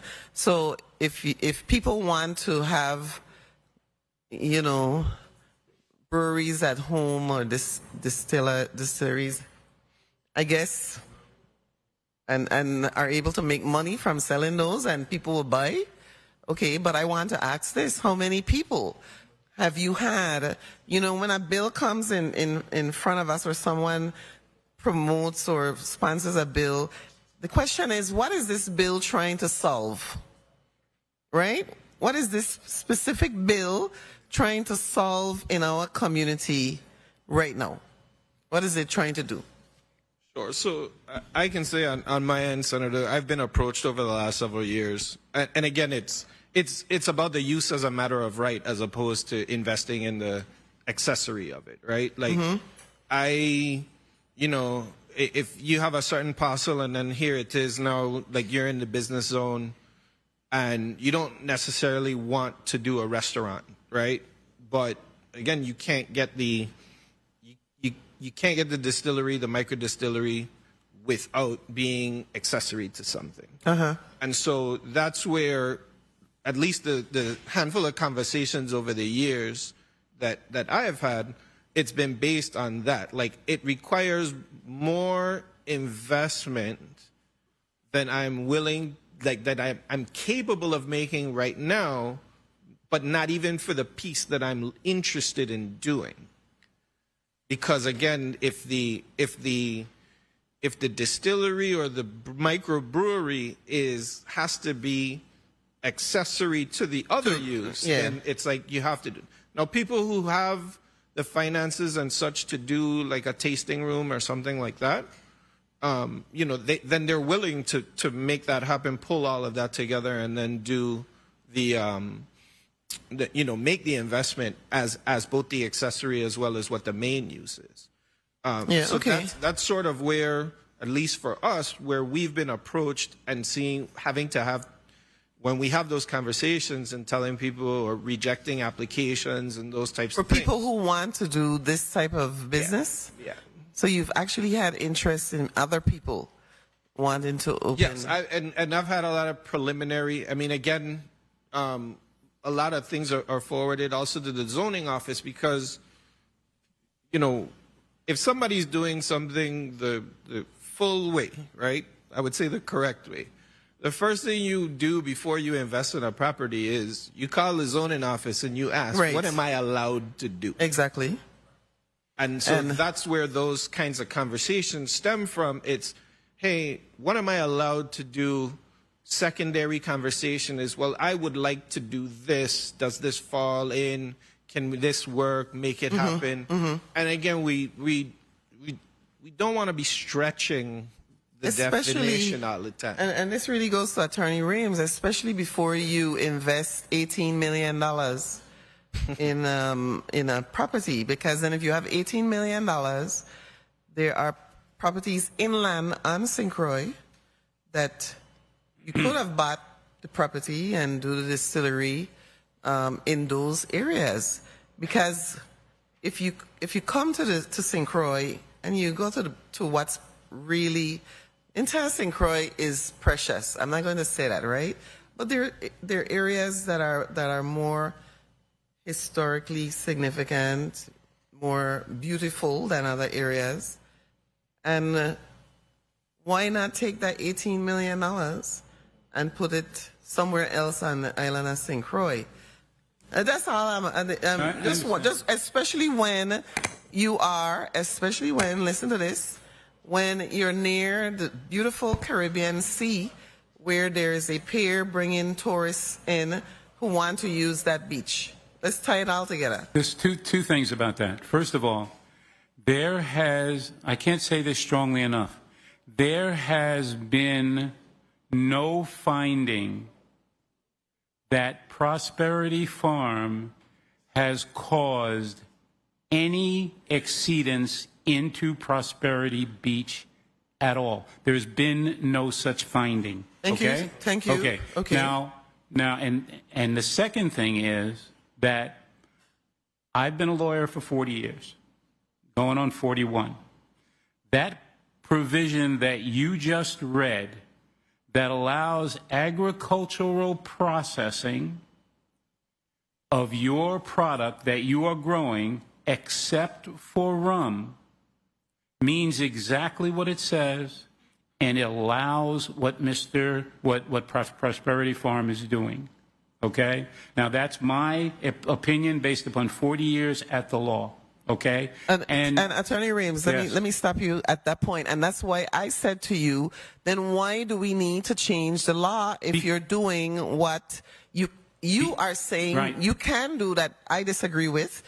And we both know that that's your legal opinion and this is my legal opinion. And we're going to move from that. Yeah. So why are you sitting in front of me then asking for the law to be revised? A couple of things. Two answers to that question. The first answer to that question is because I respect the process. Okay. And this process of public hearings and of testimony before the legislature to get something like this done, that is something that I fully support, and that's why I want to be part of it. That's the first thing. And the second thing is, Prosperity Farm creates 6 different liqueurs and spirits.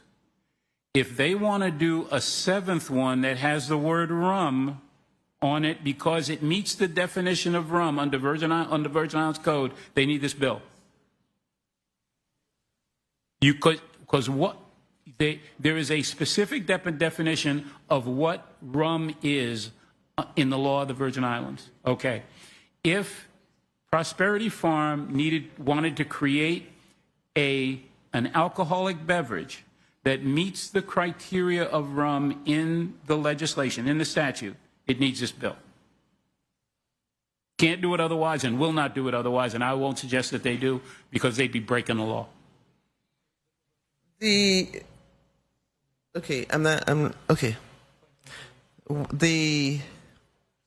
I'll say this though, your first statement that there hasn't been any finding, if that's true. There hasn't been any finding. Okay, let me put it like this. Because I haven't been charged and convicted of stealing, that doesn't mean I haven't been stealing. Of course. Okay, we agree on that. All right. Do my colleagues want a second round?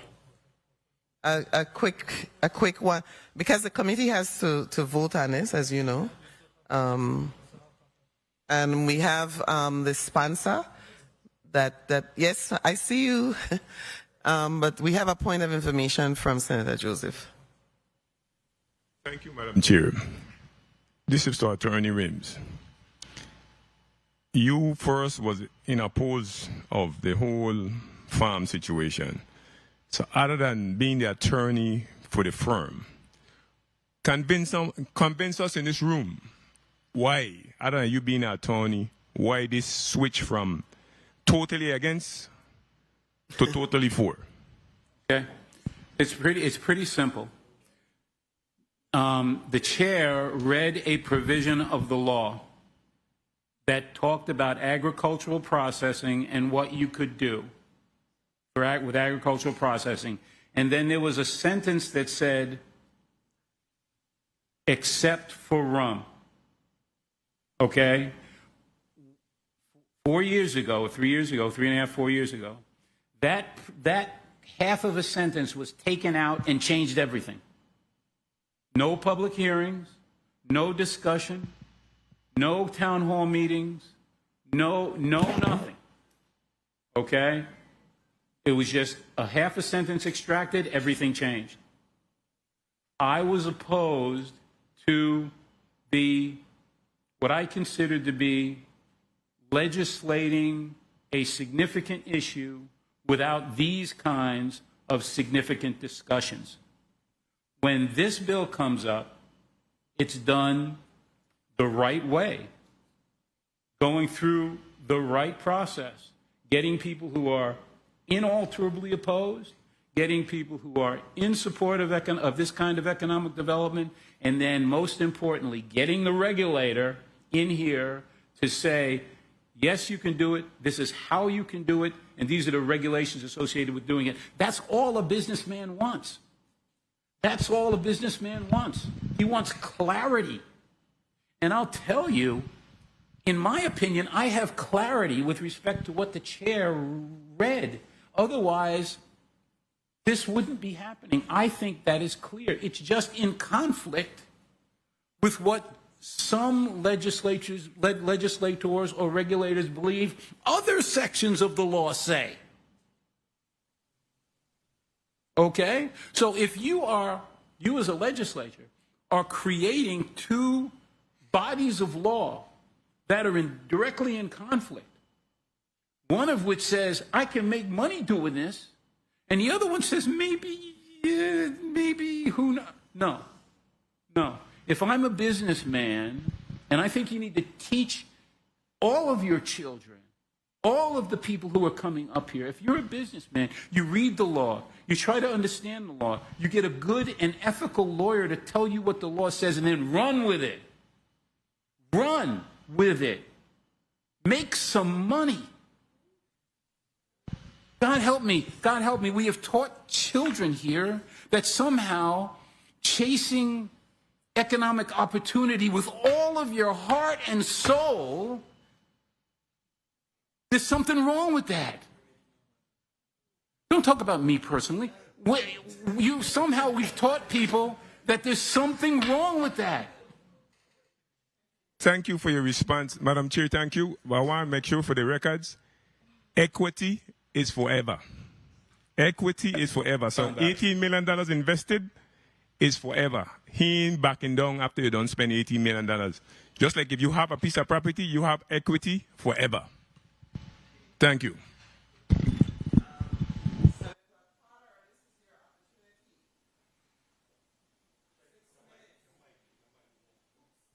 Sorry, thank you, Senator Joseph. Senator Potter, this is your opportunity, your 6 minutes. Go right ahead.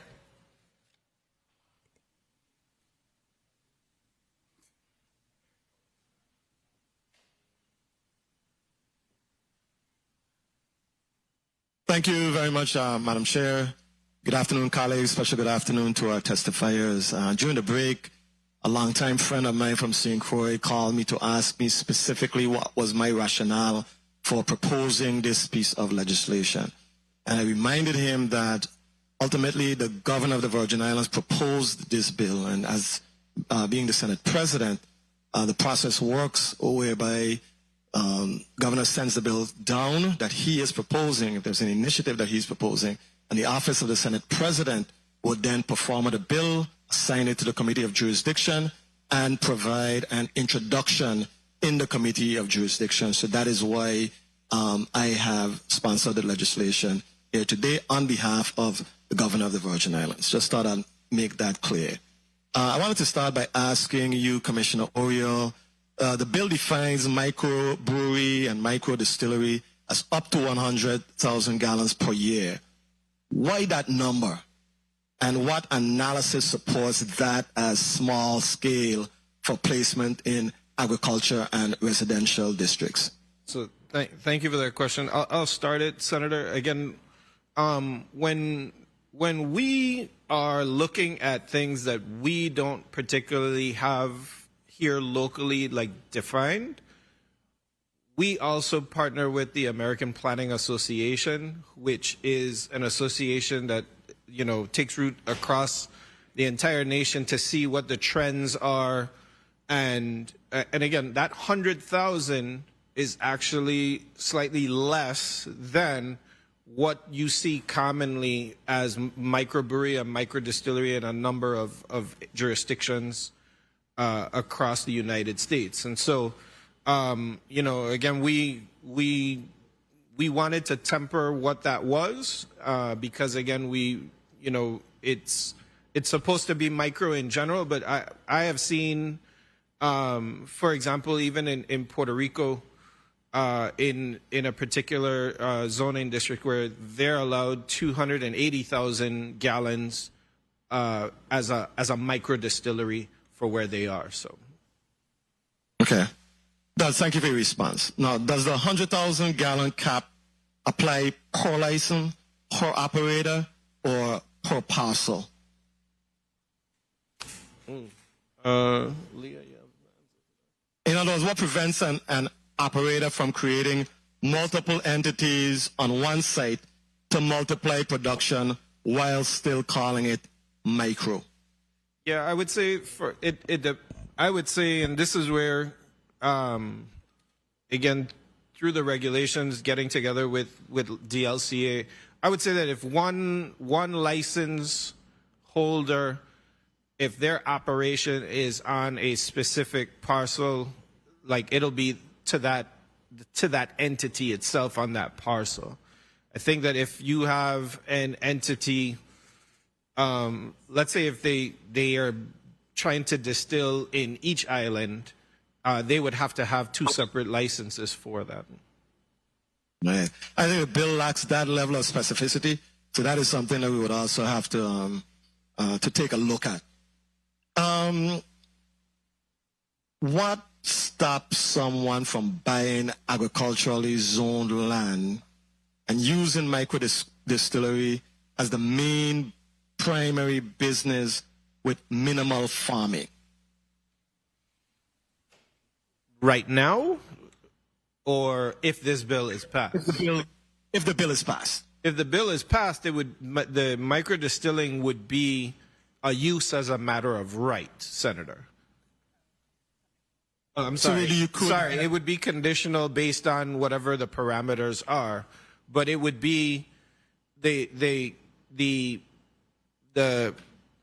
we're creating the use conditionally, but they would, if they meet the criteria, they would be able to undertake that without it being accessory to anything else. Correct. So they could use prime agricultural land and determine that my primary use is going to be to do a micro brewery or a micro distillery. Basically, the law would allow him to do that. Yes, that's correct. But under certain conditions.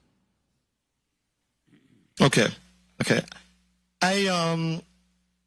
What objective test would DPNR use to determine once, a brewery moves from a microbrewery or a micro distillery to from micro to commercial?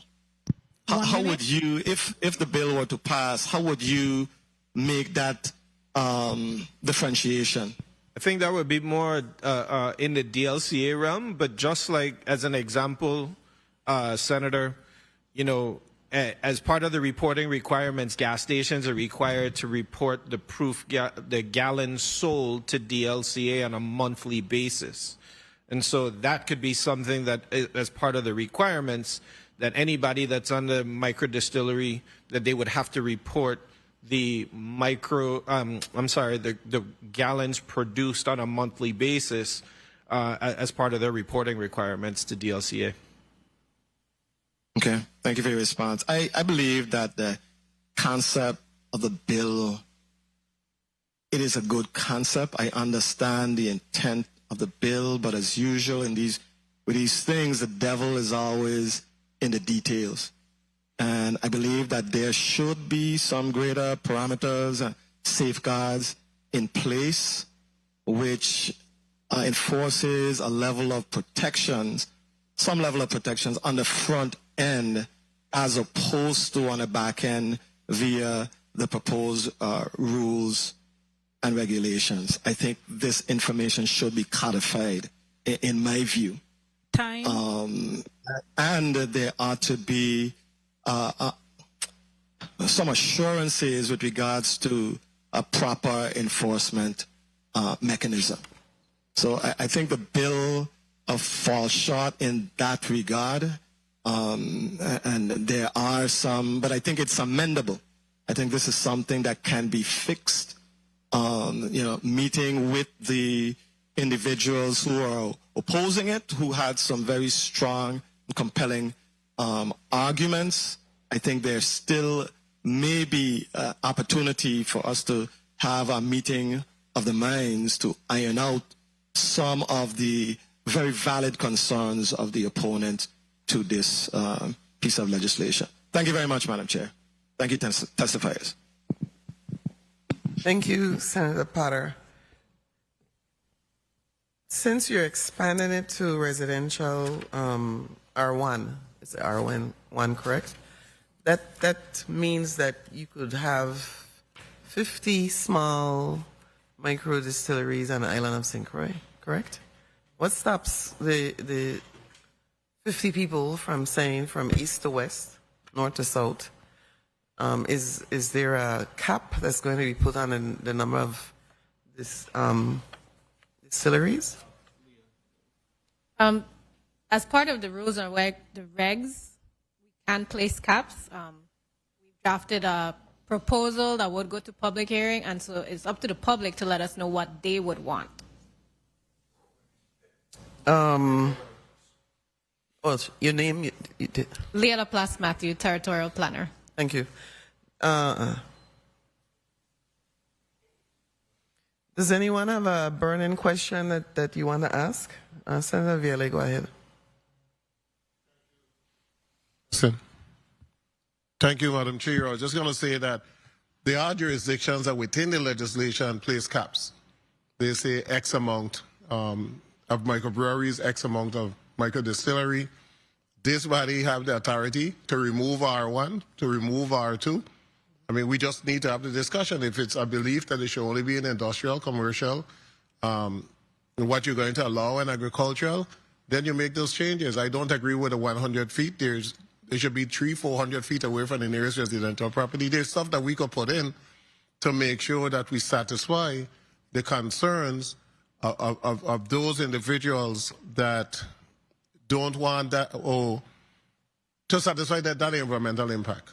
And at the end of the day, we got to deal with the wastewater and all the other issues that this would bring. But I wanted to ask, is there a difference between a brewery and distillery in reference to waste? How much waste do you generate making beer versus how much waste you generate making rum? Because if there's a great difference, then we need to actually separate the two. And you need to have one set of requirements for beer and the next set of requirements that are more stringent for rum. And both yourself and then Ms. Charles? So from the department, I don't know the differentiation because, again, what we regulate is actually the process of the disposal. Okay. And as we move on, we'll make sure that we have individuals that have that answer. But Ms. Charles, if you could answer. Thank you. I think it's very important to make that distinction. When you're processing sugar cane, you get a different waste than when you're processing breadfruit. And I hope you guys go and research it yourself and see that that is in fact the truth. I'm not just talking out of the air. And they're using the word spirit loosely to circumvent, I guess, rum. But the bottom line is not spirit or rum or whiskey or gin. The fact is, when you distill sugar cane, you get vinasse. When you distill breadfruit, you get a different waste. And Mutiny doesn't have an issue with their waste and affecting nobody's land. And it's the same thing with whiskey. You get a different waste because whiskey normally comes from a grain or potatoes.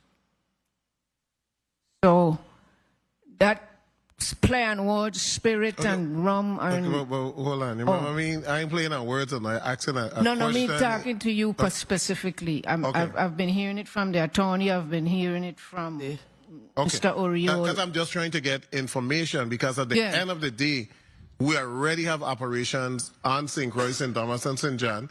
And when we craft in the bill, we need to make sure that what needs to be included is in the bill. So if the distiller from the state, because she said she makes gin, vodka, and rum.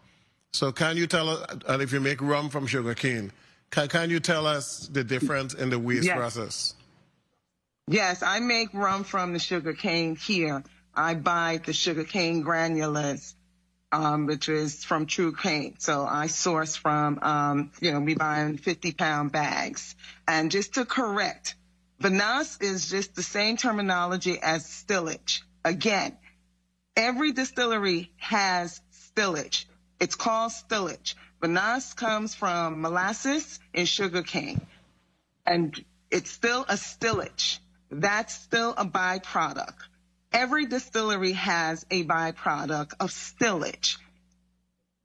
Period. At the end of the day, whether you're making rum, whether you're making vodka, we do have a waste, but we have to control that. So even if I'm making breadfruit, I'm still making a vodka, or I can make a rum. I'm still doing a distillation to 190 proof. I'm still going to have waste. I still have to put it someplace and treat it. But in terms of the amount that's there, you're not getting 100,000 gallons. You got to have a 5,500 gallon still. A 500 gallon still will never make up to 100,000 gallons within a year. That's why the TTB had put that out there, so that way we can pay less of a tax and we can get money back from the U.S. Department of Agriculture here in the States. That's why the craft distillery is, in the law with what we do within each state. And I work on the legislative team for New York in terms of that.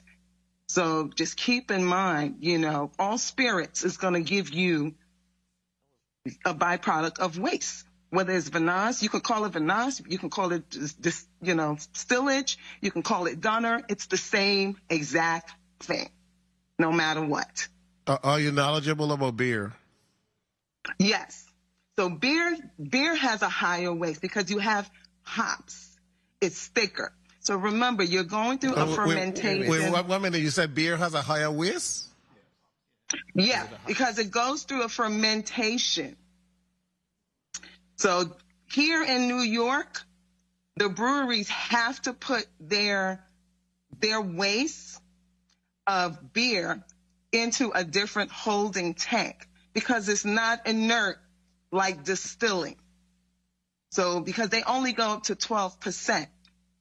So our environmental, they come, they check it, and they put something inside of their tank, and then it dissipates, and then they let it out into the sewer.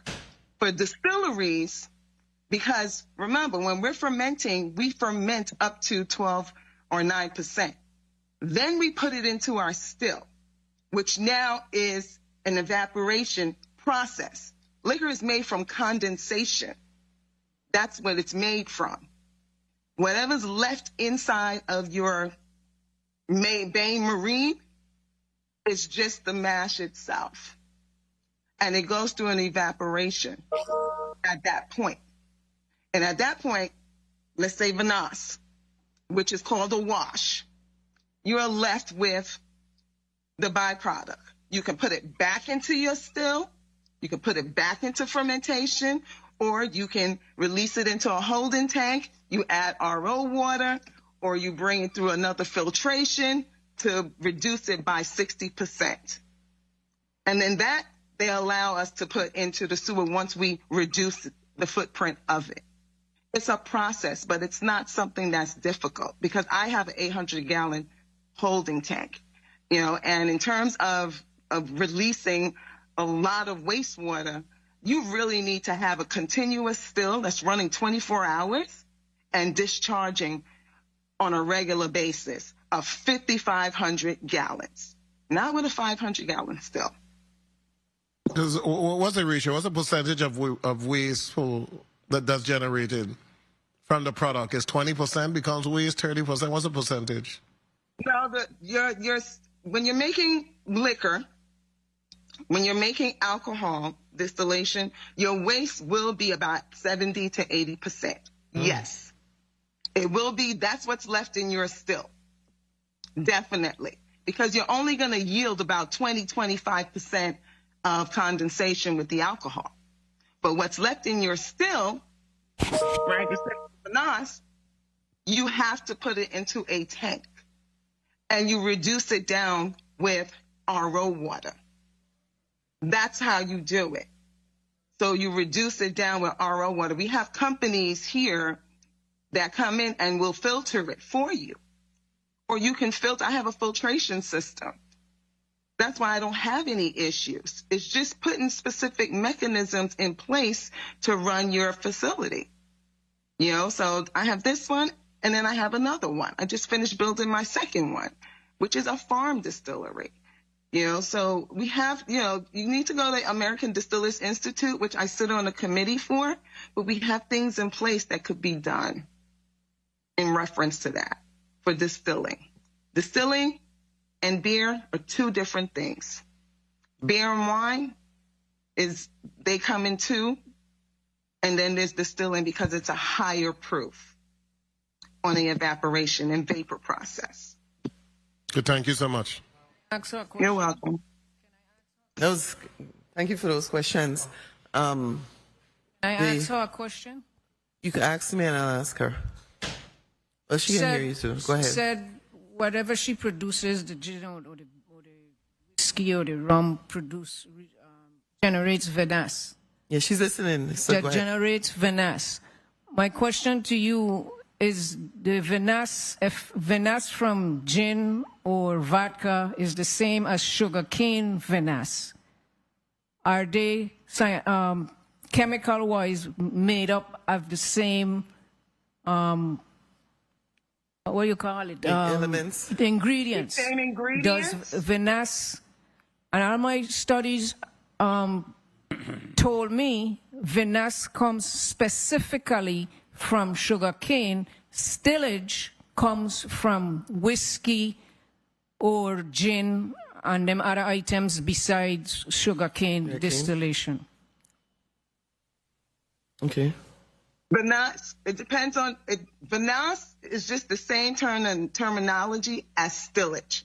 We call it stillage. So you're using cane. I don't make gin from cane. I make rum, and then I make a cane vodka. You're gonna have a waste. Now, if I make gin, guess what? Gin is made from vodka. Just that you add in juniper. It's made from a wash. Whiskey is made from a grain, which is different from a wash. But it's all stillage, no matter what. If it's grain. Ms. Braxton, is the let me ask you this: is the spillage the same from the same? Is it different for making using sugarcane as opposed to the grain that you use?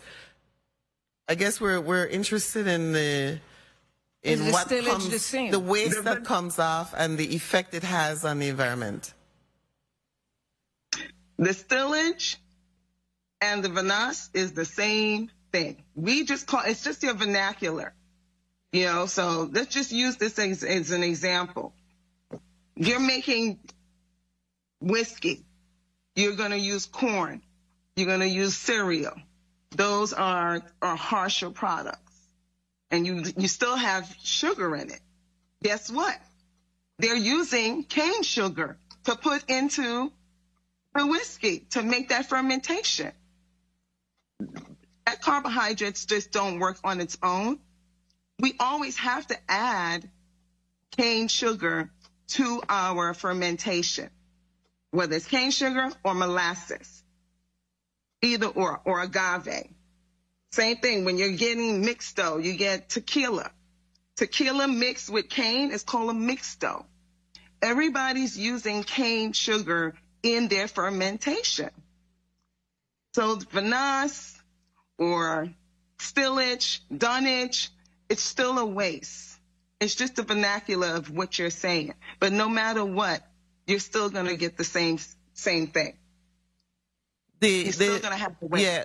Mm-hmm. I thought that the question really was about the chemical profile of the waste that comes from cane as opposed to corn, as opposed to green, that and whether or not they affect the environment in different ways.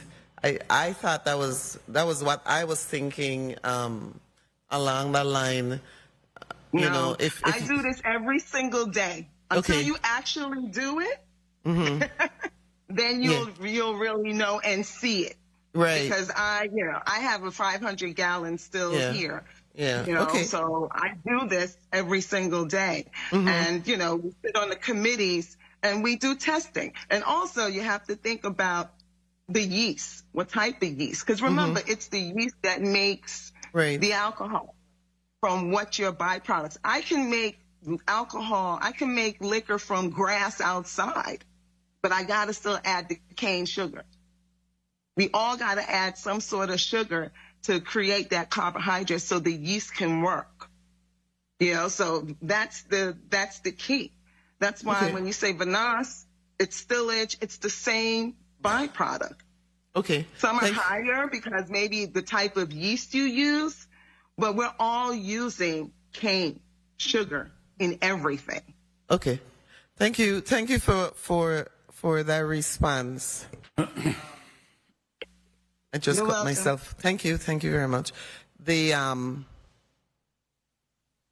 I was a science major at one point, and I know that the chemical components, I feel, and the will be different. You know, right? Yeah. And I that's what I was trying to get. I think that was what you were trying to Yes, ask. there's no way you could get the same thing from distilling, the same ingredients from distilling potatoes or grain as you would get from distilling sugar cane. Yeah, I think Adding sugar that's already went through a process is different to actually using the cane juice. I mean, I think Good that's... point. Yeah, good point. Yeah. Yeah, I mean, just a little bit of science that I understand. You know what I'm saying? But I'm a lawyer now. I didn't go the complete scientific route, so I'm gonna pass it on to Senator. He's the mathematician, by the way. Senator Vieli. Thank you. You switch it too quick. You're just a bio major, and then you switch back to law. I need you for this meeting to stick to bio for this meeting. For this meeting. Yes, but I asked the question because I think the key element is how you dispose of the waste, and your biggest concern is the Vanessa and also the bagasse, right? Yes. And that is what we have to address. I mean, there are other areas with the brewery and other stuff that come in that we also have to put in those environmental concerns. So we need to figure out, as a Senate, how you could dispose of the Vanessa and how you could dispose of the bagasse without impacting soil or water. And we put that in, whether or not we put in that whatever waste is left back, it got to be in a holding tank, and it got to be disposed at Anguilla, truck it there and dispose it. But we have to come up with what is the solution. They don't have to be there. If we don't want to risk anything going wrong with the property or anything going wrong with the beach, because then we're defeating the overall purpose of what we're trying to accomplish. So if it means trucking it, you put that in place. If it means that the bagasse that is too much needs to be trucked to the landfill, and they have a disposal agreement with the landfill, then so be it. But we need to come up with that particular solution that deals specifically with the issue, so that Ms. Charles can no longer say, I think they're doing this. That Ms. Charles will say, well, I saw 4 trucks going along the road with the waste, so I feel better. You get some jobs. You get some more jobs. Well, point on the record, can we agree? Point on the record a little bit. You'll get some more jobs. Correct. To carry the cane from the farm to the distillery, and then to the landfill. More jobs, more jobs, so more jobs. That's a company that could get that particular job. No, we're not on 2 different subjects. No, we're not. Thank you, Madam Chair. Thank you. Any other senator before we Senator Johnson, make it quick. You're not a non-committee member. You're holding up the committee members now.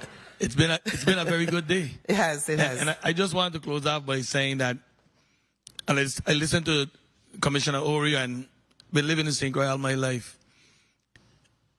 and I've never seen the kind of coloration going into our water. And once that Vanessa and those stuff go in our water, what does it do to our coral life, which will then affect our fishermen and fishing in this territory? Can you help me out with that, Commissioner Oriol? Sure. Any pollutant on the reefs is going to have a negative effect on the reef, Senator.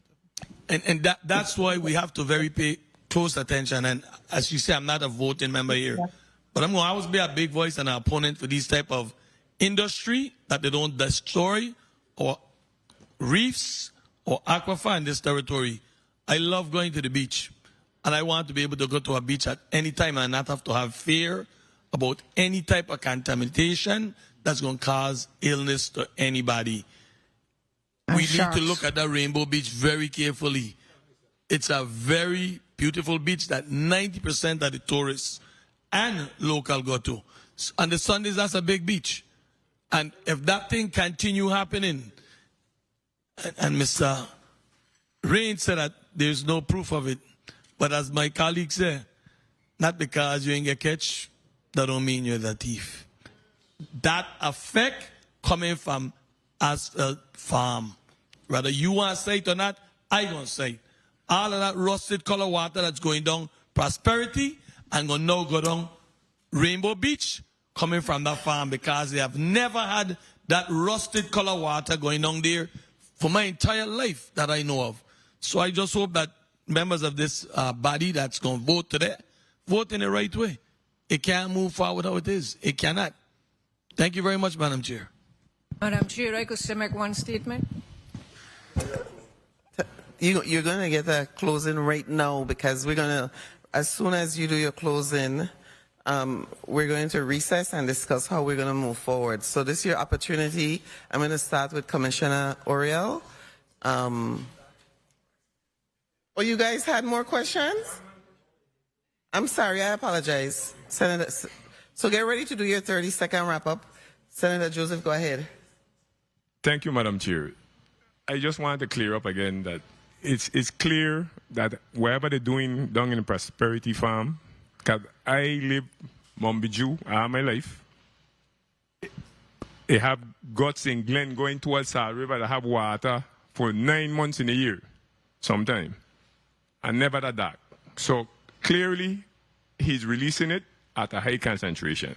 That's my position. And going forward, listening to Ms. Braxton, it's clear that he needs to dilute it to a lower concentration before he do something else with it. Either he gonna truck it out, like a colleague was saying, but that's my closing and the day. So thank you, Madam Chair, for the time. You're welcome. When it's legal to do so, Senator Bokes. Thank you, Madam Chair. Through the chair to the Commissioner of DPNR, in relation to the ongoing investigation with the levels that were referenced earlier in testimony and discussion, if we could please have that report immediately forwarded to the chairwoman of this committee so that we are aware of what the data sets show. In addition to asking if, at this point in time after this discussion, if DPNR has an appetite to perform any additional assessments or reports concerning this bill or the impact of watersheds with industrial zone, agricultural zone work on the lands. I didn't get the last part of your question, Senator. I'm trying to find out if DPNR has any appetite to perform any assessments in relation to this discussion here today. Yes. Can you place on the record what type of assessments those are? So I think one of the things that we'll just do to get it out the way is test the standing water. First and foremost, we'll see if there's any vinasse in it, right? Let's answer the question. Great. Yeah. It costs us something, but it's a minuscule amount to do. In terms of the tests, again, I can share the results of the soil samples that were sent to Pace Laboratory for detection on pesticide limits, again, which all came back as undetected. And I can also share, and I've already stated, that if you go to our website for each of the weeks of the beach water quality that comes out, there's also a link that you click on and it'll show you the actual lab results of what the concentrations were. And that's all publicly available as well. So dpnr.vi.gov is where you can go, and then you can just, in the search parameters, type in our weekly beach monitoring. Thank you, Commissioner, and thank you for the time, Madam Chair. Yes, sure, Senator Bokes. A farmer who would engage in this type of activity would have two different licenses. You would have a farmer's license and a liquor license. Is that what would happen? That's what for this, yes. So that's what would happen. If you're doing the farming piece on the property, yes. Okay. Okay. Thank you, Senator Francis. Thank you. Thank you very much, Madam Chair. Again, I'm not a member of this committee, but nonetheless, I would like to continue to recommend that, in fact, there is a good opportunity for us to establish a distillery offsite. I think that the 5-hour window is a reasonable time in order for us to get this and, still be able to get the benefit of the farm, be able to utilize the facilities for all of the engagement that have been done most recently, and still ensure that our beach is protected and our community is protected. The Roundup issue is one that is something that's concerning. Those things could go airborne very easily when you're doing large scale fumigation. So I think it's important that we're able to address the Roundup in particular, and again, save our community from that exposure. Thank you very much. I stand ready, willing, and able to support legislation that will be moving forward, but I still suggest that we are able to move the distillery in a remote location in the I-1, I-2, or W-2 zone, and we have that within reasonable time. 5 hours. St. Croix is only so big. You could get there in half an hour to 45 minutes. Thank you. Thank you. Isn't the Roundup issue involves a chemical that's called like glyphosate? Glyphosate. Glyphosate. And I believe that the President of the United States issued an executive order saying that for defense, that he's permitted the promotion of and the production of that particular chemical. I believe I read that somewhere. So that's kind of interesting. Well, let's leave that alone. We're going to start with, but we check that out, that in fact that's happening nationally. We're going to start with 30 seconds from the Commissioner, and then we'll go to Ms. Charles, and then finally Attorney Rames. Thank you, Madam Chair. So, again, what we are presenting is what we feel is an opportunity. And again, the basis of it is that we are seeing certain things that have been emerging here.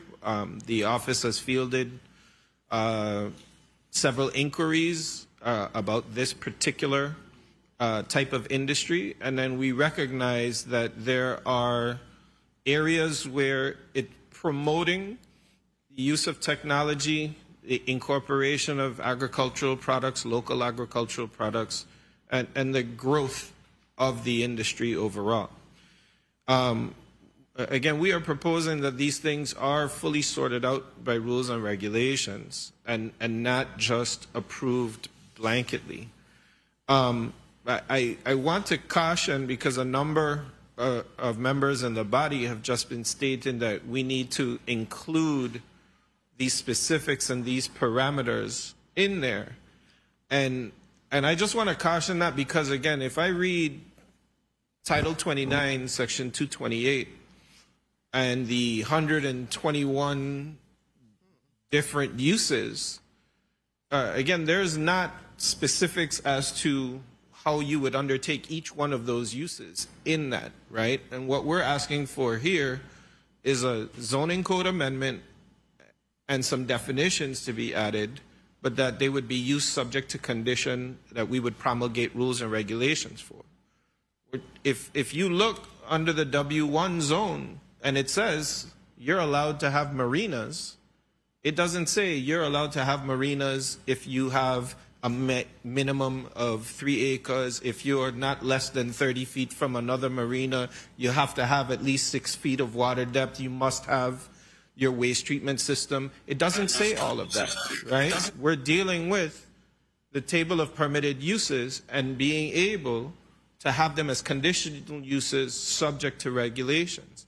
If I turn to Title 12, Section 186 with water quality standards, it says, in order to carry out the purposes of this chapter, the Commissioner shall set standards of water quality to be applicable to the waters of the United States Virgin Islands. It doesn't state what those specific parameters are. It trusts that the department will undertake that public process and come up with those water quality standards that will then be regulations for the rule of the Virgin Islands. And so, again, I understand that there are concerns that have been brought to place, and mind you that there are existing regulations as it relates to wastewater and wastewater treatment and wastewater discharge. There are a number of things related to the ancillary uses that we see associated with the micro distilleries, like the tasting rooms and the different events and noise and all of those activities. There are laws that currently exist that those things cannot conflict from. So I would just encourage the legislature to know that, again, the department is here stating that if passed with the provision that we will go through a process that will include the public, that is our intent, that is our objective. We're going to make that happen.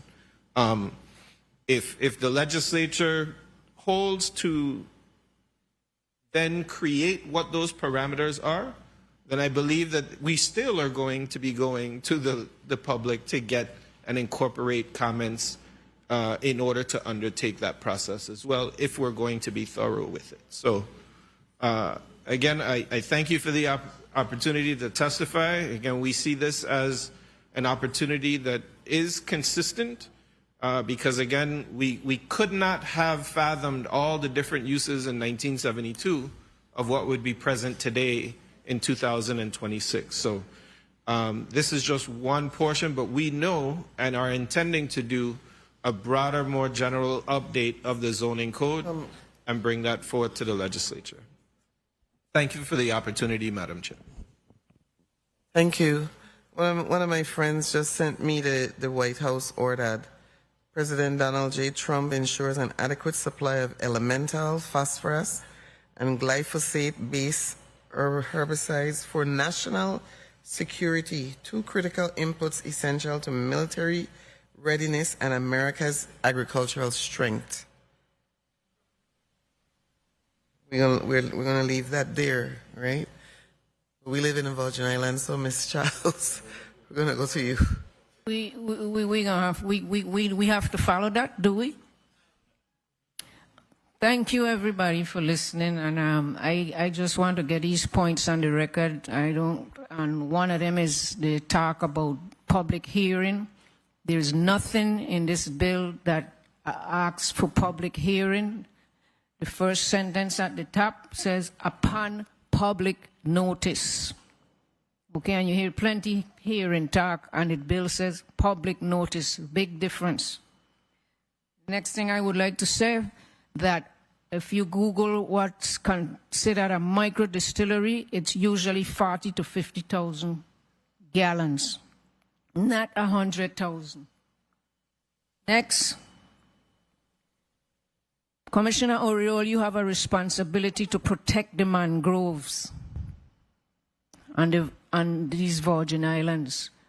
And have you checked to see the effects of the mangroves? We know for a fact that the distillery have already mowed down mangroves right there at Mahogany Road. And I'm sure there's more behind of Rainbow Beach. So you have a responsibility to protect the mangroves by federal law, not local. Federal to protect the mangroves. And I'm sure there's some right there behind Prosperity Beach. And you talk about testing coming back negative.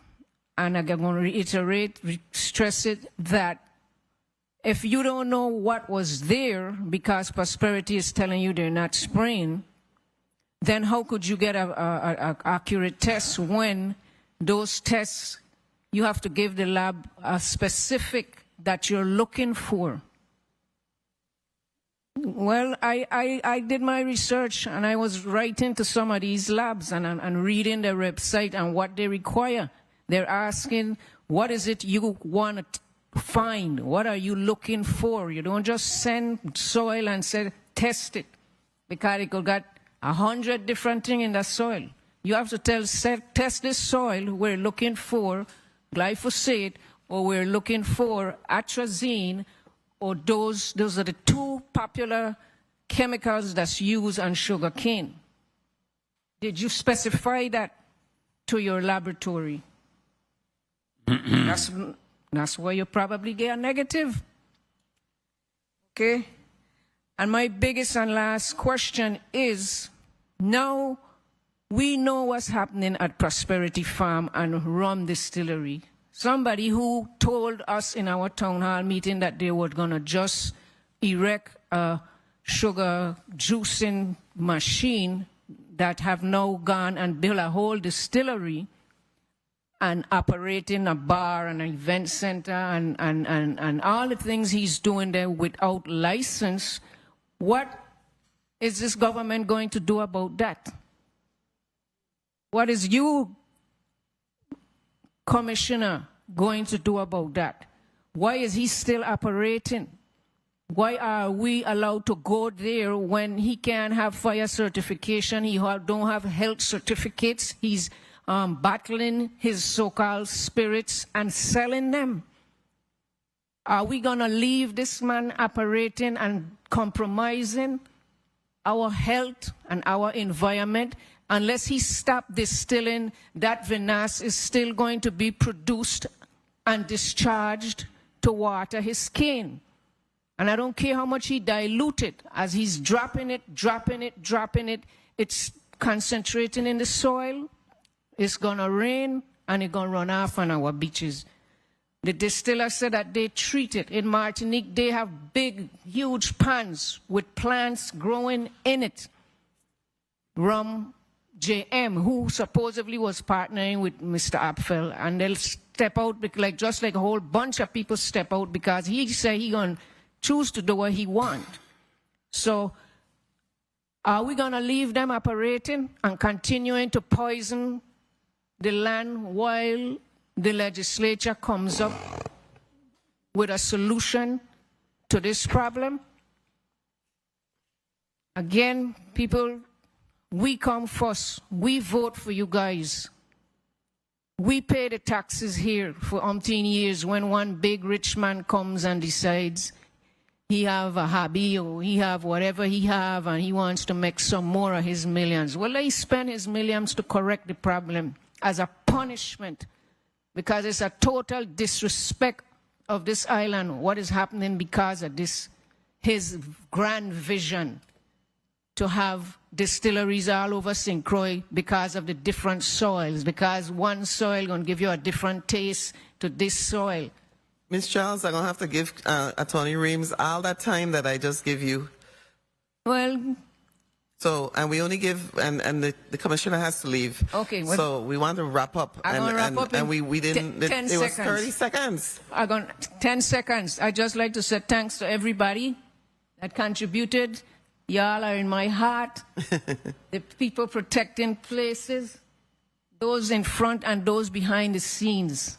And thank you, senators, for allowing me. Sure. And I expect that you are going to do the right thing and vote the right way for the people who vote you in. Okay? Don't let a governor make you commit suicide in your career. Because he looked like he got it. He said, if you trample on my legacy, I'm going to gut you like a fish. He looked like this Ayo he trying to gut. So thank you. Nowadays, because I am not running, I could tell people, you know you didn't vote for me. You know you didn't vote for me, so don't tell me nothing about you ain't going to vote for me this time either, because you're going to get a chance. That's exactly it. You know you didn't. Attorney Kevin Reams. All right. Your time. Okay, so let's just deal with facts here, okay? Let's start with facts.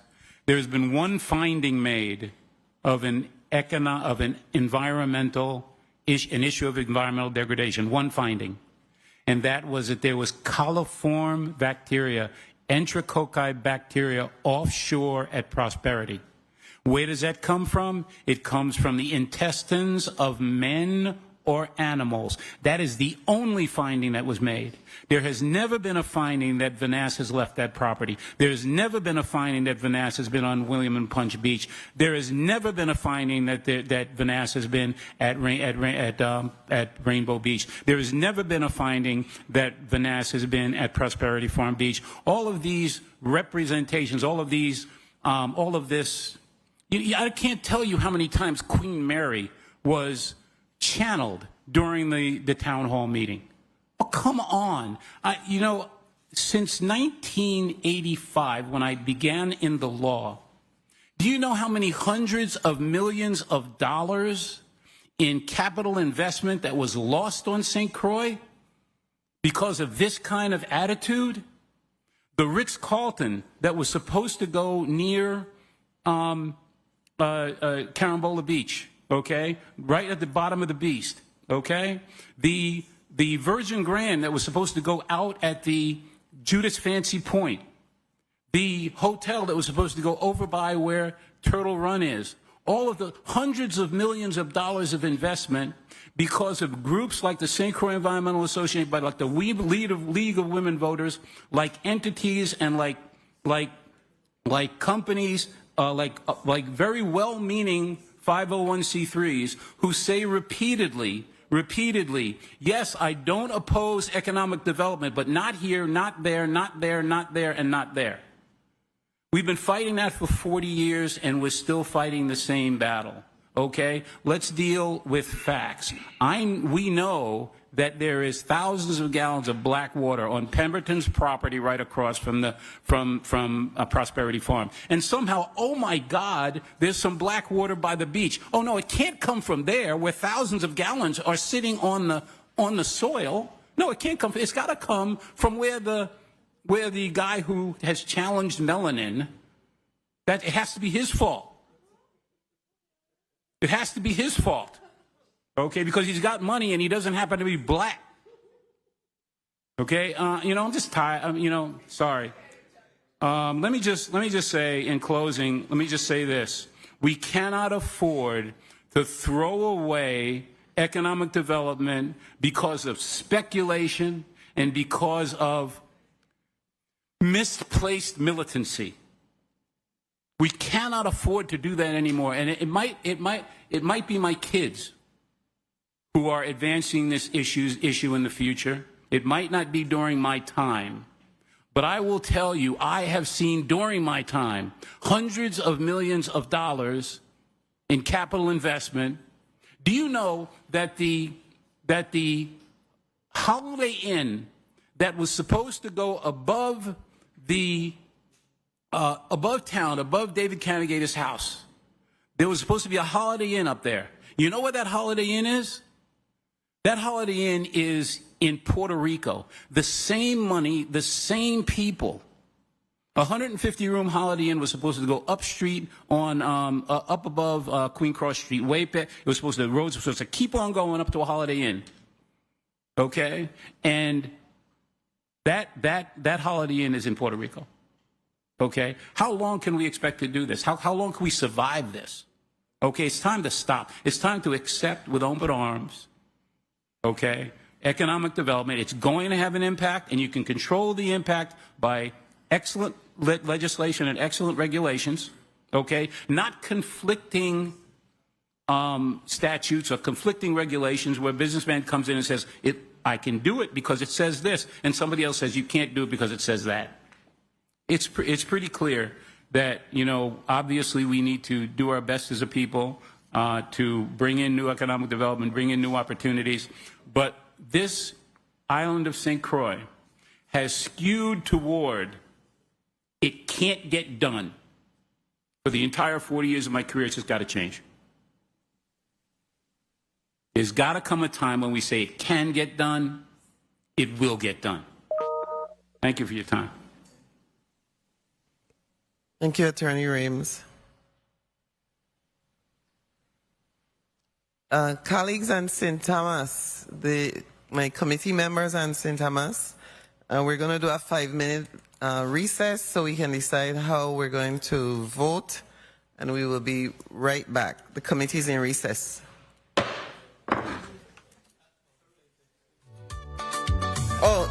They go.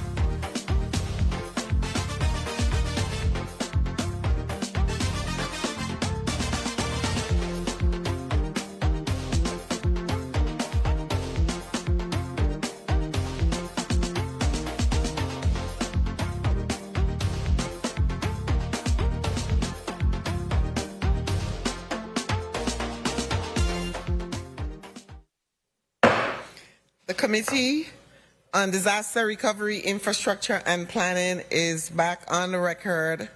Do I hear a motion?